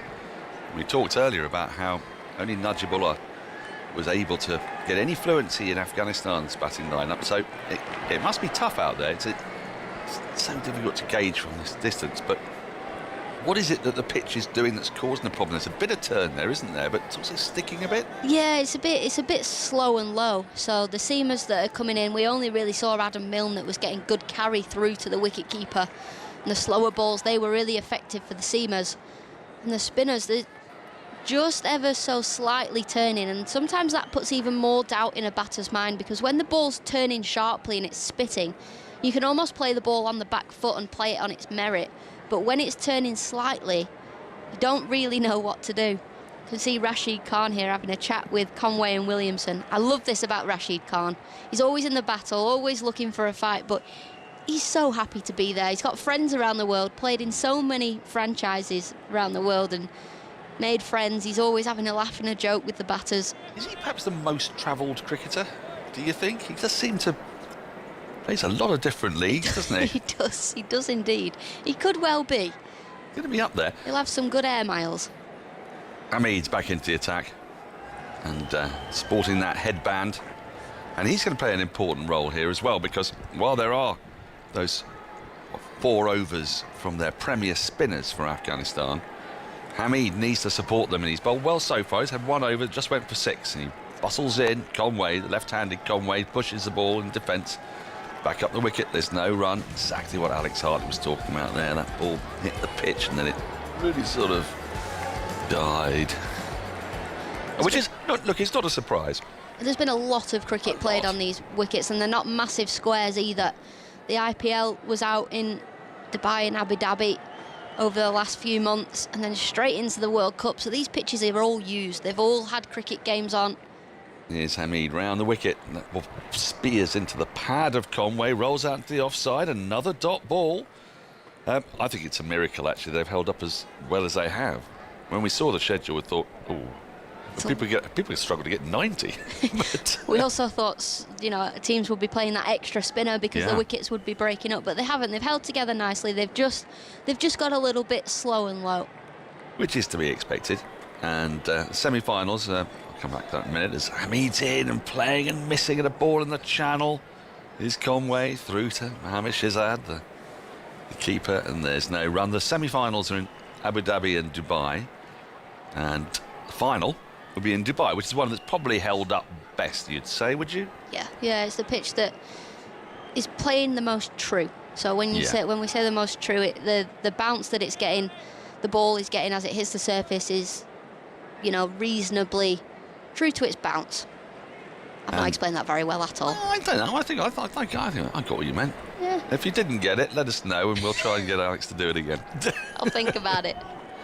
Hamid, 3 dots so far, and Conway reaches for this ball outside the off stump, dabs it to backward point, and that's another dot ball. 4 in a row. That run rate just starting to creep up here. And just a reminder of why it's so important. New Zealand, if they were to win this or qualify, they will play a semi-final almost certainly against England. If Pakistan beats Scotland, that is. If Afghanistan win, then India can go through with a victory over Namibia tomorrow in the last match. In comes Hamid, and he's driven back past the bowler. Shy at the stumps comes in, but he's off balance as a fielder. And as a result, Conway's able to get home at the non-striker's end. First run of the over, first run since drink, 62 for 2. And the ramifications for this, if you are setting your calendars by things, which of course you will be, certainly our commentators will be, the destination of the England game is determined by whether India go through or not. So if India go through, England will play the second semi-final in Dubai, because India as hosts have got the right to play their semi-final in Dubai. If India go out, then England will play the first semi-final against what will probably be New Zealand in Abu Dhabi, and that would be on Wednesday. Hamid in, short, up on his toes goes Williamson, and plays a beautiful shot through backward point. Only get the 1 for it as Najibullah runs to his left on the point boundary to field. 63 for 2. So the semi-finals on Wednesday and Thursday. If New Zealand win, England will play on Wednesday. If Afghanistan win, England will probably play on Thursday. There we go. Did I get that all right as well? I think so. So much information. So much information. It's all so confusing. India being the home team, they play at Dubai. Nobody was expecting India to be in this position. Everyone was just thinking tournament favourites. They'd cruise through, but they didn't. Lost their first 2 games against Pakistan Yeah. and New Zealand. Well, it's an early morning, Alex. We start early, don't we? We do doing start these early. games, so I think we need. 7:45 alarm this morning. Oh, that's brutal for a Sunday. I know. Should be illegal, really. It's not what the good Lord intended, I'm sure of that. Right. Rashid still in the attack. He's got 2 overs left to bowl, and they're doing exactly what you wanted, Alex. They're keeping on with their better bowlers here. Rashid Khan. Pressure just creeping up on New Zealand as well. Isn't it? They've gone a bit tentative in the shots that they're playing, which is never ideal in T20 cricket. You want to still be playing strong shots, hitting the ball into the deep, rotating the strike. What they want an injection of sort of 20 off 12 from someone here, don't they? Just to sort of calm the nerves and bring it all back to a runner ball. So Williamson's on strike, 14 from 24. But you always feel he's in control, Williamson. But if he gets out here, that innings will start to look a little bit spooky. Rashid Khan in, worked into the onside by Williamson. He finds a gap through mid-wicket and just trots through for what a former colleague of mine used to call an agreed single. You just look at each other and go, Just the one. yes. Rashid Khan now changing the angle he's bowling to Williamson. He's got a short leg in. Drama. I'll come back to it after this ball with New Zealand 64 for 2. I think Hamid's just seen it. Oh dear. I'll tell you what it is in a minute. If Rashid will get on with bowling this ball, then I can. Little change in the field for the left-handed Conway. And so he's got a silly point in. Forward comes Conway, dabs into the offside, back for a square, run through for a single. So, in the previous over, Hamid bowled a ball outside the off stump. I described it as played and missed that in the channel. Turns out he didn't play and miss. Turns out that there was a tiny little feather that went through to the keeper. No one appealed. No one appealed. No one appealed. I mean, had it been appealed, then there's every chance. Ooh, they've just seen the replay of it. The umpire might have given that out, but no one asked him. So Conway survived, and Hamid could have had his wicket in the previous over, but he hasn't. 65 for 2. How important might that be? Rashid Khan in, clipped away again into the offside, through mid-wicket by Williamson, out towards the boundary. Chase is on, can't get there. Wow, he's timed that really well. There's a man stationed at deep mid-wicket, but Williamson has gone back into his crease and just tucked it with perfect timing through the leg side, gets a pressure-relieving boundary. Brilliant shot that from Williamson, just knocking the ball on top of its head into the onside, punched it through that mid-wicket region.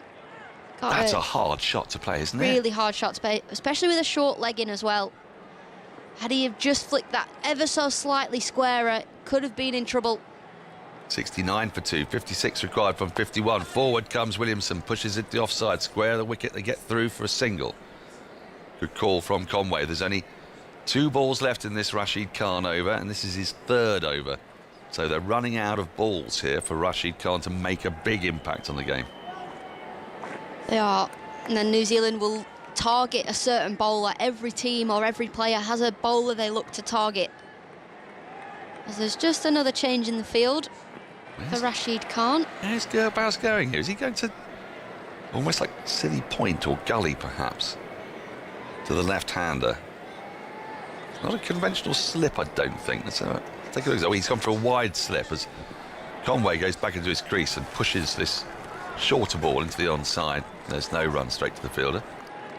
Well, Conway also finding it quite difficult out here. He's 4 off 9 deliveries. Williamson 20 off 27. Here is Rashid to beat the over, and that thuds into the pad of Conway as he looked to tuck the ball into the onside. So 7 off the over. It's Rashid. There's a wonderful little 2-footed flick of the ball back to the wicketkeeper. That's skills as well, isn't it? That is skills. Oof. I can never. If I look to kick a cricket ball, I've got what the girls like to say, Toblerone toes. So when the ball hits my foot, it could go off in any direction. Well, I think it's inadvisable to kick a cricket ball because it's quite hard, isn't it? Yeah. I mean, by quite, I mean very. And if you broke a toe kicking a cricket ball, I think the physio would give you a telling off. Yeah, I think you'd have to hide the fact that you'd done it and claim it was something else, you know. So a car would run over your foot or something. It would be too embarrassing. Right, 12 overs gone. 8 remain on this very modest chase that New Zealand have got. They are still in control.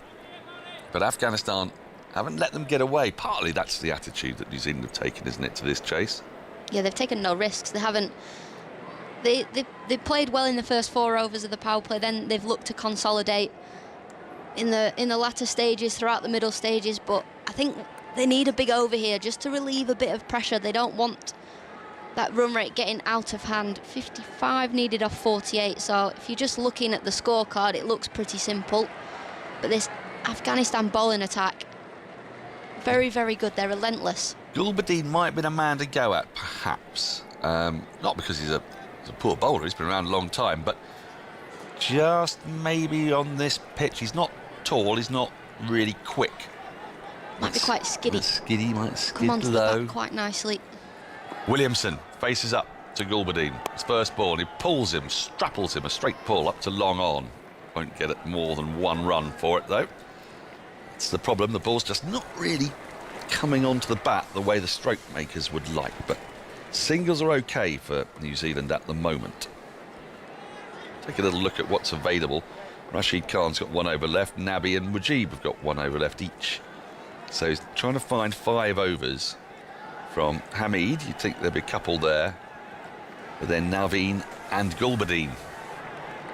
That's really So making up a fifth bowler here with Gulbadin. Conway pulls a short ball out to deep backward square leg. Just one run though, 72 for 2, 53 needed from 46. 8 wickets in hand, chase very much under control. But, I keep saying but, it's been difficult to score runs all day. For anybody who's not called Najibullah. He made it look easy out there. Didn't he? It's a fine innings. When you think about it in the context of everything else we've seen, it's something else. Gulbadin scurries in, and Williamson waits for this and cuts it hard into the offside, straight to the fielder on the cover boundary. One more to the total, 73 for 2, 3 singles to start this over from Gulbadin. Gulbadin used to be captain, of course, 2019, he was captain of their World Cup team. And there was sort of hopes that Afghanistan might spring a few surprises. They very nearly did against, was it Pakistan, I think, at Headingley. But then Gulbadin came on and got whacked for 19 or so in an over. Short, punched back up the wicket by Conway, narrowly misses the stumps at the non-striker's end. And therefore, they can get another single, 4 singles. This isn't the big over, but New Zealand are keeping it under control. And that's the thing for New Zealand. Keep that run rate ticking over. Then when the bad ball comes, try and hit that to the boundary. But the bad ball hasn't come yet from Afghanistan over the last few overs. I suppose they've got Phillips and Neesham in the tank if need be. Gulbadin into Williamson. Full, driven elegantly by Williamson. That's a glorious shot. That's gone for 4. Through extra cover. Perfectly timed. 2 full from Gulbadin. Williamson threaded it through the offside, all along the ground. And a very, very welcome boundary for New Zealand. Gulbadin had bowled really, really well until then, but he's just slightly overpitched that ball in the slot for Williamson just to drive through the covers, past extra cover for 4. And that's the boundary they needed off that over. That then ticks that run rate over just ever so slightly more. Now 47 needed from 43 deliveries. So close to being the Yorker, wasn't it? Just not quite there. This is a slower ball, which Williamson dabs to backward point. It's a bit of a mix-up and a bit of a fumble between Hazratullah and Hamid, but they get no run for it. 78 for 2, 47 required from the last 7 overs. So still under 7 and over. Williamson 26 from 31. Conway yet to get going. 6 off 12. We've seen how explosive he's been in other T20 cricket, Conway. Maybe he just knows that the run rate's not out of hand. He doesn't need to take any risks. But with that, I found he's been quite tentative. He's not played the cricket shots that we're used to seeing him play, those big, expansive shots that he can play. But sometimes when a wicket's tough like this one is, it just takes one ball and then you feel relaxed and then you feel like you can play your shots. Get one out the screws, suddenly, Just one ball out the middle of the bat can change the way you feel. Mohammad Nabi is back in the attack, so Rashid Khan is being held back. His final over is being held back. Nabi is going to bowl his 4th and final over now, round the wicket to the left-handed Conway. There's no slip in. Conway comes down the wicket, lofts this over the covers, out towards the cover boundary. They should get a couple of runs for this, as it's gone sufficiently to the sweepers left, and they do trot through for a brace 80 for 2. There's probably a case here, though, because they don't want to take this into the 20th over. Might be a case, might there, for Conway to have a little dart now with Williamson anchoring. Conway sweeps hard out through deep backward square leg. It's running away to the boundary for 4. That's a second boundary in the last 4 balls for New Zealand, and they're just starting to take complete control of this chase now. 41 needed from 40. Conway moves into double figures. It's almost like we've watched a lot of cricket over the years, Dan, just knowing that Conway, it's his time to go, playing the sweep shot there. Ended up playing it one-handed as he's stretched out to play the ball into the onside, behind backward square, but gets it for 4.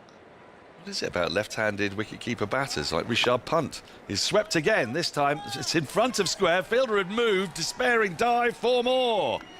The fielder had moved a little behind square. It's cruel, a brutal game, cricket. And so what Conway's done, he's slapped it in front of square for 4 instead on the sweep. Clever that from Conway as well. With that previous delivery going for 4 behind square, he'll have checked to see if that fielder had moved. And the fielder had moved behind square, so he'll have known that he just needs to get this one in front of square ever so slightly for another boundary. Clever batting from Conway. Nabi in. Now he's going to go for the reverse dab, but he'd only get a single for it. Didn't really time that. Hamid tidies up at short third. 89 for 2. It's just the perfect attack now. Just go after it now. This one over from Nabi. I imagine Nabi was thinking, it's quite a nice matchup for me. I've got the left-hander in, off spinner. Gone 4-4, 2-4-4-1. Thanks a lot. Well, Conway thought different. Thought this is the one. This is the bowler I'm going to target this over. Williamson, what's he going to do? Just going to go for the little cut into the offside. He's just going to stay there and play the anchor roll. Picks up a single, goes to 27, 90 for 2. Runs coming freely. Last ball of the 14th over coming up. Don't forget, if New Zealand win this, they are through. They will play a semi-final almost certainly against England. Nabi in, driven by Conway. Out to the covers, it'll be another single. So an expensive over to complete Nabi's spell. 4 overs, none for 26 he finishes with. New Zealand at 91 for 2. They need 34 from 36. Conway 18, Williamson 27. The over that New Zealand needed as well. It's taken that run rate to less than a run a ball. 13 coming off it. You said the risk needed to be taken at some stage. Well, Conway took it that over and put New Zealand in the driving seat. They look a lot more relaxed down in the dugout now. They're sort of as if they're sort of on a chaise longue and just having grapes popped into their mouths now. Yeah. Do you like a bit of that, do you, Tuffers? I do. Who wouldn't? People who don't like grapes. People who don't like grapes, yes. I dare say a different food stuff could be ordered. I mean, you were just talking about the risk, though, but it wasn't really a risk, was it? The sweep shot, OK, make sure you get a bat on it. You know, it's not like coming down the wicket and having a great big mow. Well, he came down to first ball. He showed a bit of intent. Yes, but then didn't fancy it, did he? Because it was a little bit there, didn't quite get there. It was sort of like plinked over extra cover, so he thought to himself, well, hold on a minute. You know, we're not in any trouble here, really. Make sure you get a bat on it on the sweep shot, the old get-out-of-jail shot, isn't it, to a spin bowler? Play the sweep, don't get hit on the pad. OK, you might get a top edge or whatever, but it's a pretty low-risk shot, and they're doing it comfortably, really, at the moment, aren't they? They are. 34 needed from 6, so Rashid Khan's had to come back into the attack. Wonder if he would have done necessarily that earlier. Reverse sweep has run away down towards the deep backward point boundary for 4. Conway, that was a good shot, Tuffers. Yeah, got to get down low, got to get down quick as well to Rashid Khan with the pace that he bowls, and he gets that skip off the pitch, doesn't he? Got down really low, head right over the top of the ball. Watched it right on the bat, didn't try to overhit it, just sort of caught up with it and timed it, really. Yeah. Lovely shot. He's a quality player, Devon Conway, really is. 22 off 18. Yeah, need a wicket here.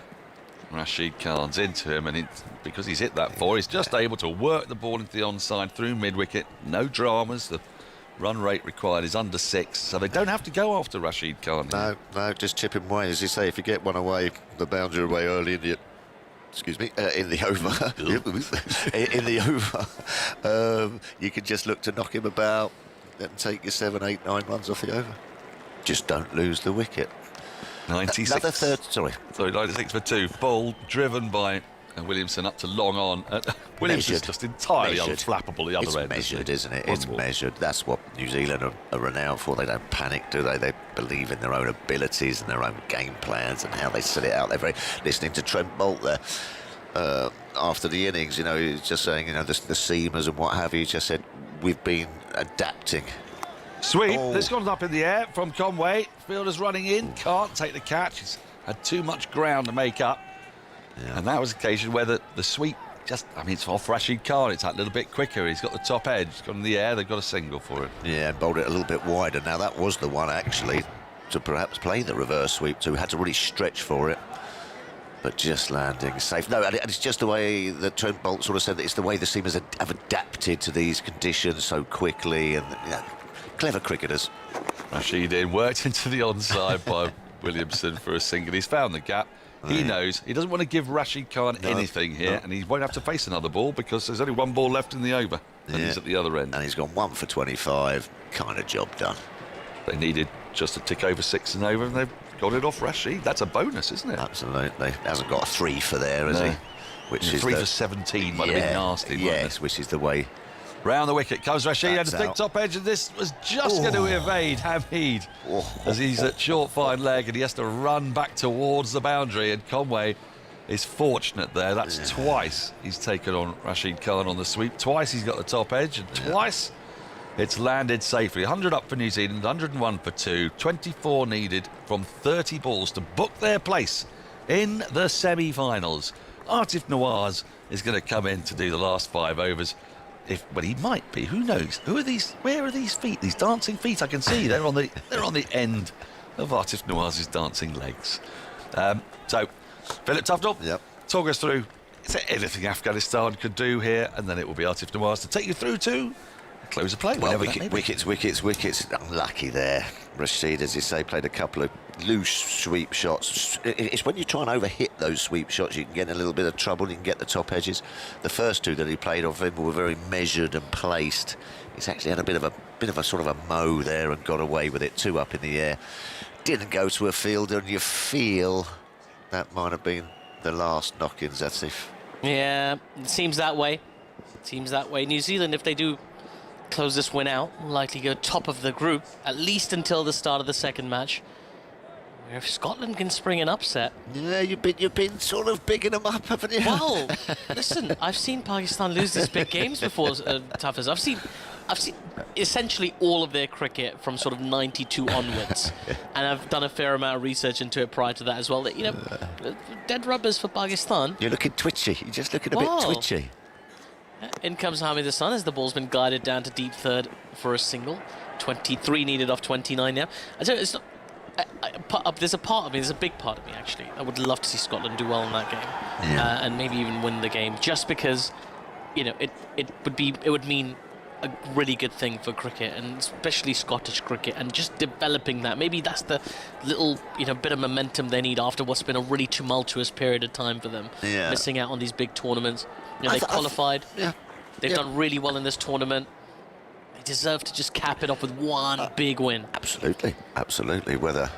Oh, playing a miss outside the off stump. Still steaming here. Yeah, Conway comes down the track, and it's a good Hamid ball. Hassan, that was a very quick ball. He was through it. He was through the batter before he really got through his shot.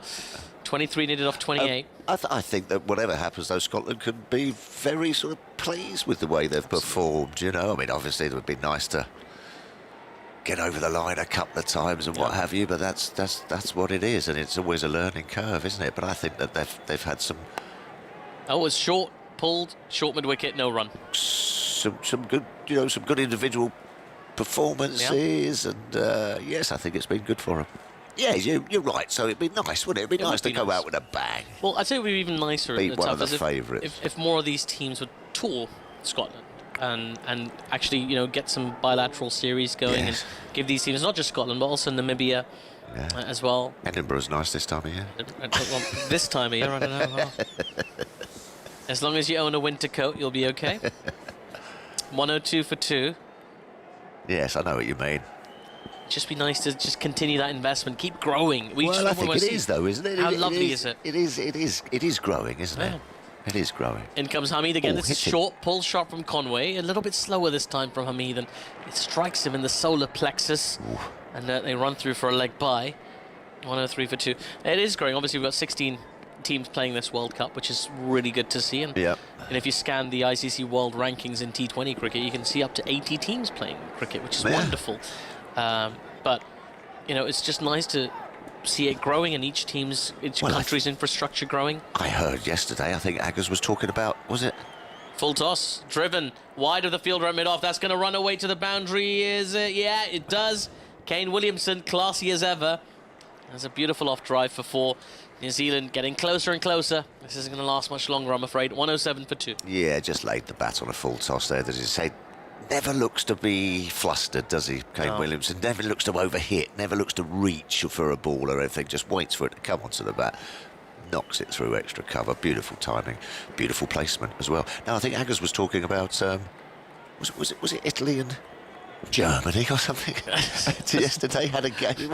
There's a ball played into the onside for no run. I can't remember what it was, Well, it's remarkable the number of teams that play. I mean, last week there was a game between Saudi Arabia and Qatar. Yes. You know, which is its own kind of grudge match in a way when you think about it. But, I mean, it was largely played by sort of Pakistani and Indian expats, but even so, like, you like to see, you know, that if that's how it starts, that's how it starts. But it's nice to see that develop and just spread the game. It's already the second biggest game in the world. You know, let's give football a little push. 108 for 2. I think fishing. I think fishing is very big. Fishing is very, yeah. Well, I think it is. Statistic. You look at the stats. There's a lot of fishermen out there. I don't know where to find fishing statistics. I wouldn't know where to start. Well, this game's kind of winding down to a conclusion. We're going to find out. New Zealand and Pakistan both qualify from Group 2 of the Super 12s, but in what order? Can Scotland spring a surprise? Remember, no team is unbeaten other than Pakistan in this tournament thus far. Be hoping to keep that unbeaten run alive. Pakistan, they've looked very good. Or do you want to get a dodgy game out the way?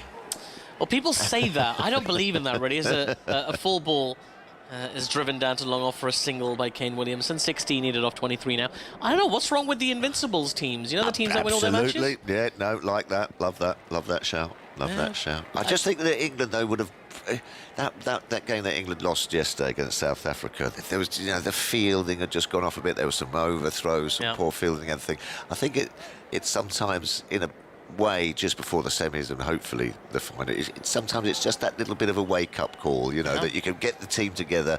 You know, come on now, boys, right, okay, everything's been going great, no dramas, well done, but come on, you know, just a reboot sometimes, I think, can be a good shot. Absolutely. Conway driving down the ground straight as an arrow behind the bowler for 4 runs. Well, they're going to finish this much quicker. It's not going to go down to the 20th over, I can tell you that. 113 for 2. 12 runs needed to win.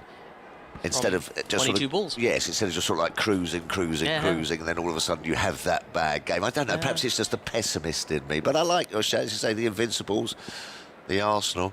There's a big swing of the bat. There's an appeal from Mujeeb, but the ball hit outside the line of off stump. Umpire says nope. Why lose one? Why bother losing one? Yeah, why bother? Keep winning. It's remarkable, really, because there wasn't this expectation from the Pakistan team. Well, from outside of Pakistan.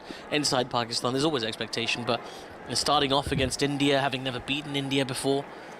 As the next one's gone down the leg side, that'll be given a wide. Oh well, I had them. I tipped them. I tipped them as my sort of co-favourite. Oh really? Yes. As much as co-favourites. Yeah, absolutely. Oh. Absolutely.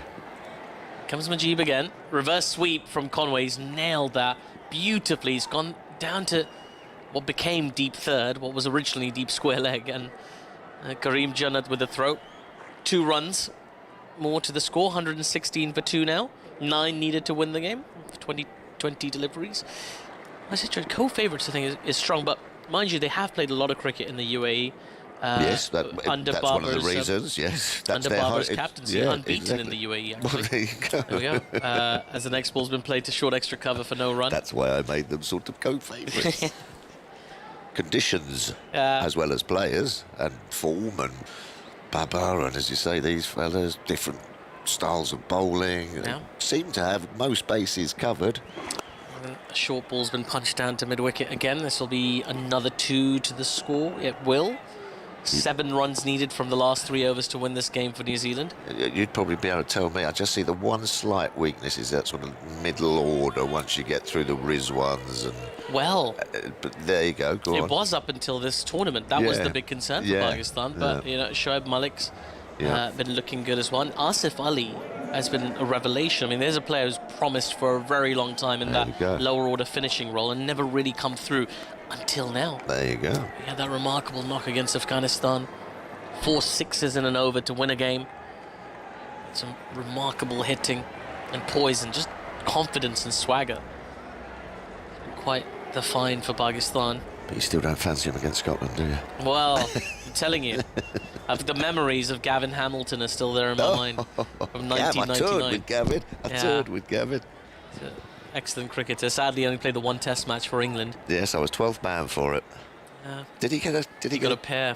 Was it a king pair? He got a king pair. Was it a king? It was a king. Oh. Yeah. Sorry, Gav. I know. I was a big fan of Gavin Hamilton. I remember being really impressed with his exploits. Scotland's best batter in the 1999 World Cup. Yeah.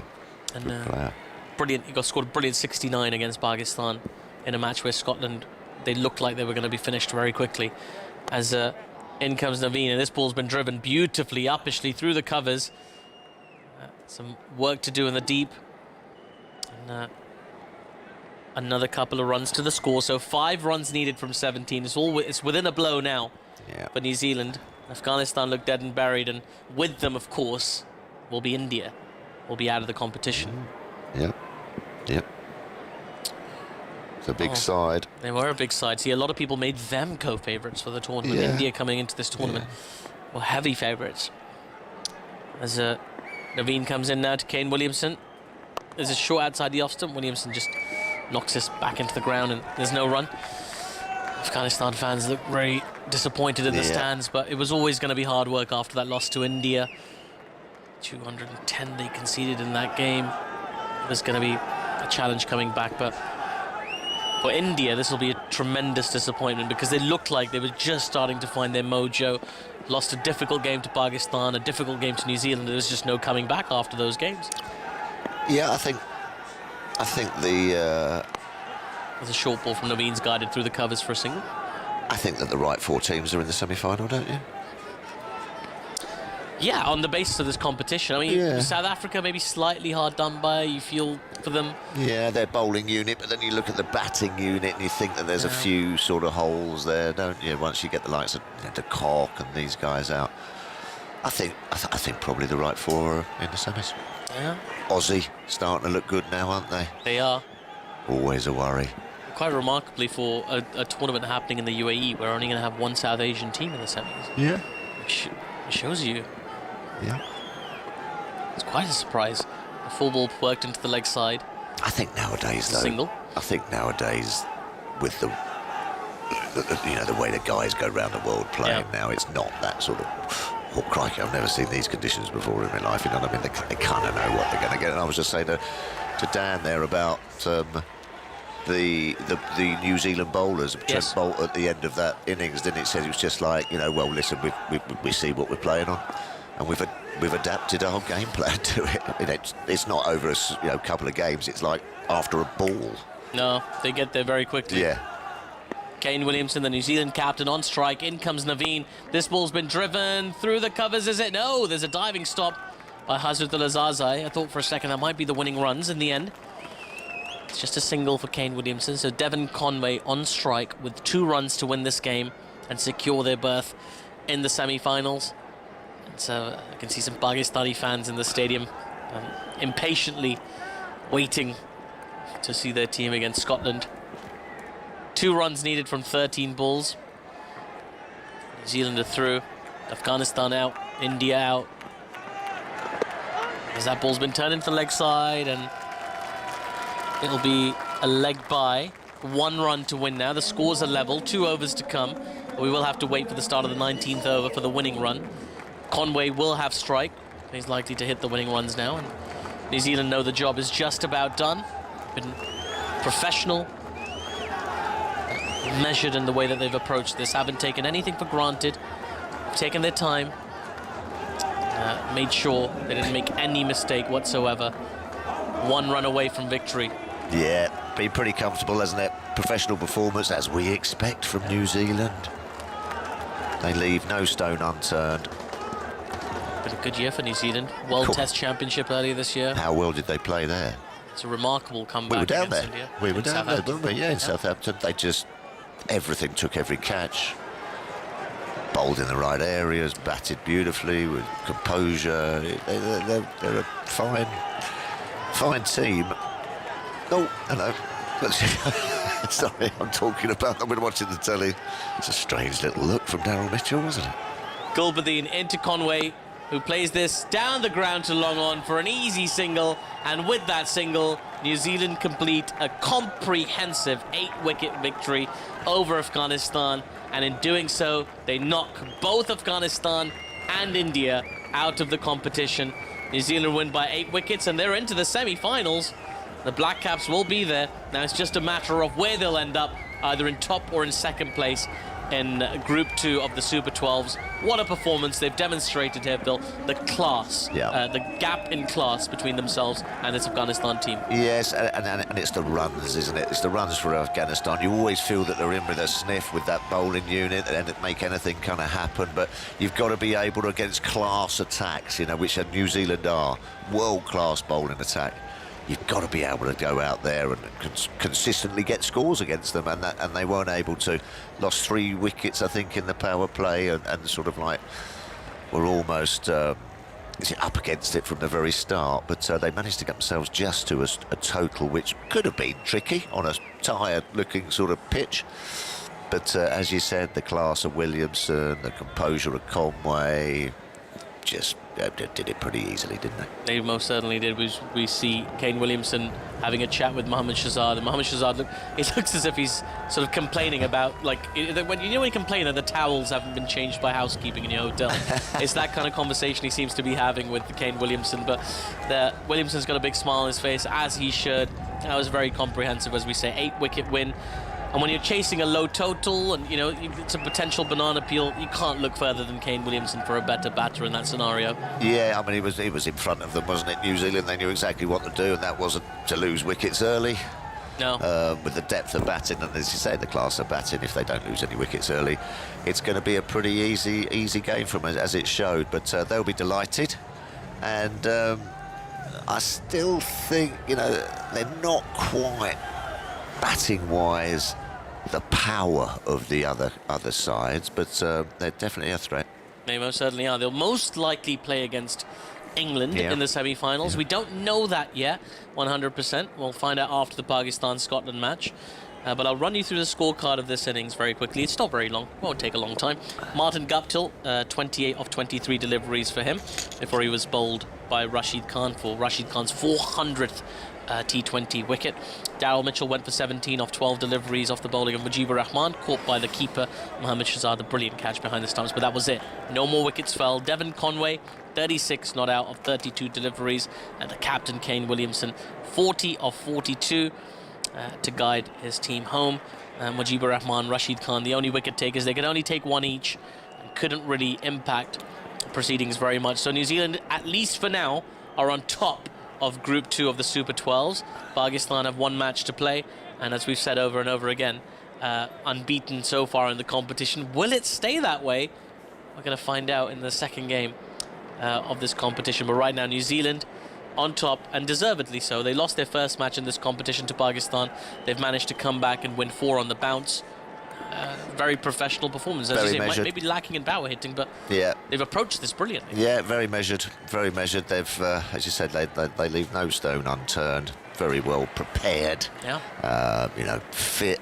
They know what they're going to be coming up against, and they just go out and do it more often than not. As you say, just looking down that Phillips, Neesham, Santner, you just sort of think, okay, is there enough real, you know, is there a 200 score in there if you get the likes of Guptill out in power plays and everything? As I said earlier, I think the power plays are becoming so important now. Yes. They're so important. I think sometimes some teams want to sort of go out and bully and impress, and they feel they've got to go for the throat every ball. You know, the stats show that if you lose 2 or 3 or 3 or 4 wickets, 3 wickets in the power play, 80% less likely to win. Yeah. There you go. But sides keep falling into that trap. They do. Yeah, so I think there's, you know, and that's what I think Owen Morgan, you know, again with the stats, he loves that sort of stat and the way they go about it and everything. So yeah, it's going to be interesting. As you say, Pakistan and England for me look the strongest. They do. And just before Owen Morgan starts looking up statistics and matchups of the New Zealand team, I think I'll keep an eye on the game this afternoon. Yes. You know, you never know if Scotland can spring a surprise here. Yes, you're keen on it, aren't you? Well, I think it might happen. Anyway, listen, here's a man who's bowled really, really well today. Trent Boult, who's now the second top wicket taker in the competition. Let's hear some thoughts from him. Has been great. Talk us through how well you're feeling and how well you're bowling. Yeah, I think nice to tick off the performance there this afternoon, clinically in the end, and now we can move forward for you know, the business end of this tournament. So yeah, the boys are in good spirits. Yeah, some big games coming up, and we're really looking forward to that challenge. Yeah, you've made another World Cup semi-final, played in Dubai, played in Sharjah, played here in Abu Dhabi. Given that what's gone on, what do you prefer? Where do you prefer to bowl out of those 3 venues? I think, yeah, there's a big difference between the day games and then the night games. So to experience both of them has been nice. But yeah, England have been playing some very good cricket, and it's going to be an exciting challenge. So hopefully we can continue where we've been playing, and yeah, looking forward to that big challenge. And not a bad thing either for you guys. You talk about day games, and then the toss doesn't go your way, so you're doing something perhaps that you don't want to do first. That doesn't worry you? I think it's just about adapting, really. It's about putting the ball where we speak about in our meetings, you know, and being very, very accurate with it. It's going to be a big challenge, but I thought what the guys dished out this afternoon and nicely chased down there with the bat was what we talked about. 3 for 17 and full. Trent Boult, congrats, well done. Cheers, Danny. That was Trent Boult talking to Danny Morrison. Superb today with the ball. Got 3 wickets for 17. The pick of the bowlers for New Zealand as well, and they've been very, very promising, very professional in the way they've approached it. We said Wanindu Hasaranga at the top of the bowling, the wicket takers list, but he did have the 3 extra matches. Trent Boult, well, he's going to have at least 1 more match to keep pushing up that top wicket takers list as well. Another little man of the match trophy for him to hold on to as well. I think those are quite nice. Those are quite nice, aren't they, Phil? Yeah, well, yes, I've got a couple of them myself. It's the left arm as well, isn't it? And I think, I know we keep sort of going back to England now, that we're sort of starting to find out where everyone is ending up, so to speak.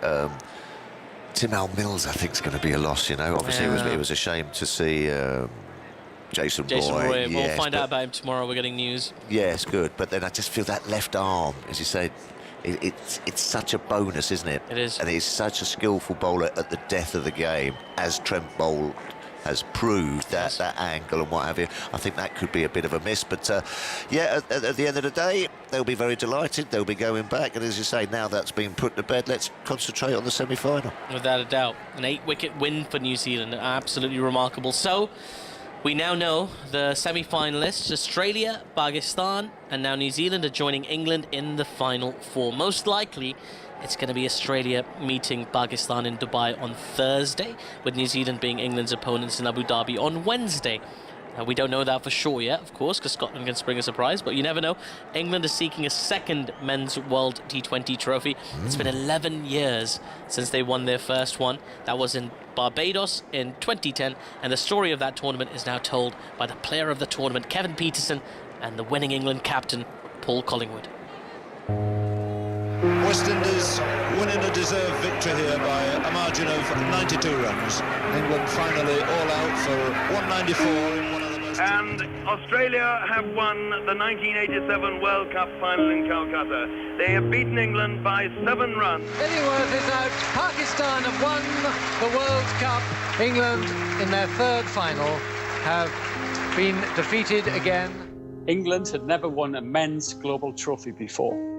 I'm Paul Collingwood, and I was England's captain for the 2010 T20 World Cup. Hi, I'm Kevin Pietersen, and I was player of the tournament in the 2010 T20 World Cup in the Caribbean. And this is the story of how we won our first ever world trophy. 1 to win. Collingwood on strike. In comes Watson. He bowls to him. Hits him into the leg side. There it is. And England win. And the England team come dashing onto the field, led by Kevin Pietersen. They're dashing after Paul Collingwood, the captain.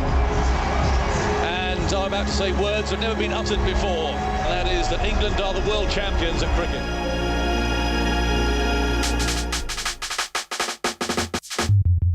Expectations leading into the T20 World Cup in 2010 were the expectations that led into every single World Cup that England had played in to date. You'd like to think we thought that we'd end up winning, but history was completely against that England team.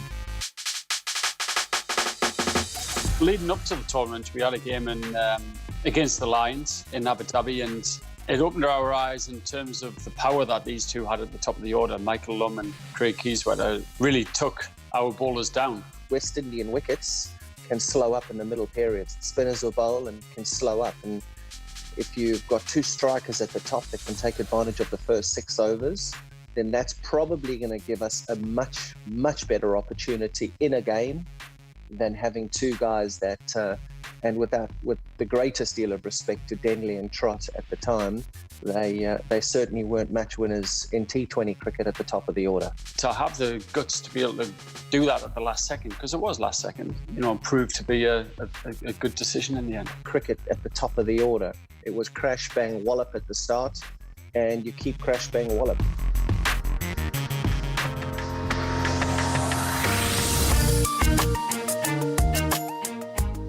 The importance of the IPL had it basically from an experience of T20 cricket point of view. It was just the more you play, the better you become at it, the more you understand the game. And having Paul Collingwood, having Owen Morgan and myself in the setup, we started to see the way that the other teams around the world were playing, the way the other players around the world were thinking about the game.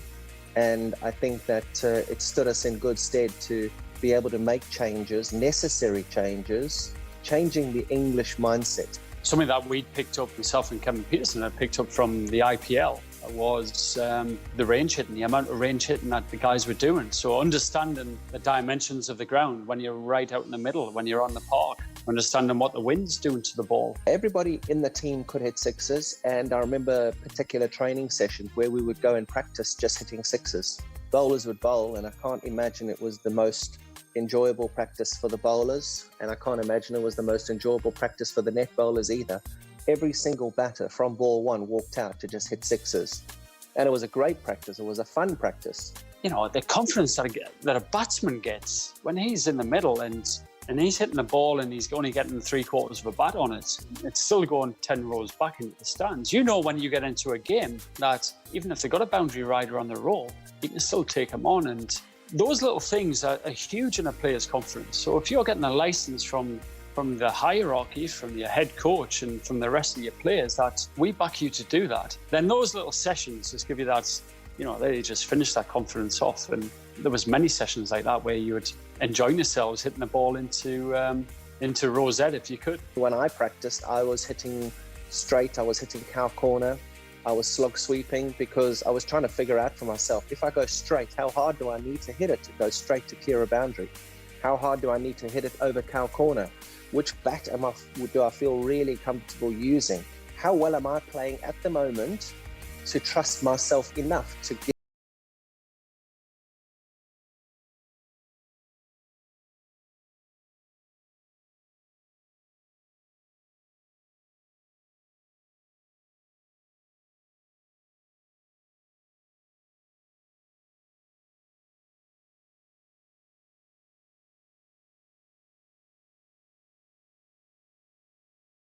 I'll give you some news as well. West Indies have won the toss, and not surprising with the weather around Duckworth Lewis and all that, they've put England into bat. So a good toss there for Chris Gale to have won. He's back in the side again, incidentally. England, let's give you that team. They'll open with Lum and Kiersvetter, with Peterson at number 3, Collingwood, Morgan, Wright, Bresnan, Yardy, Swan, Broad and Side. West Indies, I still believe we would have won that game if it had gone the full 20 overs. We got a good score on the board, and Chris Gale does what Chris Gale does, and he came out the first 6 overs and he hurt us. And Gale is forward driving for 4. Lovely shot between mid-off and extra cover. Gale swings it in the air, and that could go for 6. Yes. We thought that we had actually played well, and it wasn't that typical England team that just capitulated from then. Our practices got better, and we believed, the way that we played there, we've been done by the weather here. We've been completely done by the weather in Guyana. Chris Gale and Shivnarine and Chandapol are trying to stay ahead of the run rate, and unfortunately the weather is coming into play here again. And the way that we then went into the next game, into the next game, into the next game, to the next practice, the way that the guys spoke, there was a level of confidence there to make guys believe that we could actually do a lot better than we actually thought. I was happy that we got a score up towards 200. Now that gave me more confidence as a leader, as a captain, that we could make these big scores. But not only that, I knew our bowlers, if we got it right, they were going to be the real weapon in West Indies conditions. We had good variety in our attack. We were coming from different heights, from different angles. We had the spin twins in the middle of Swan and Yardy. I mean, an unlikely combination, but 2 that were superbly effective all the way through.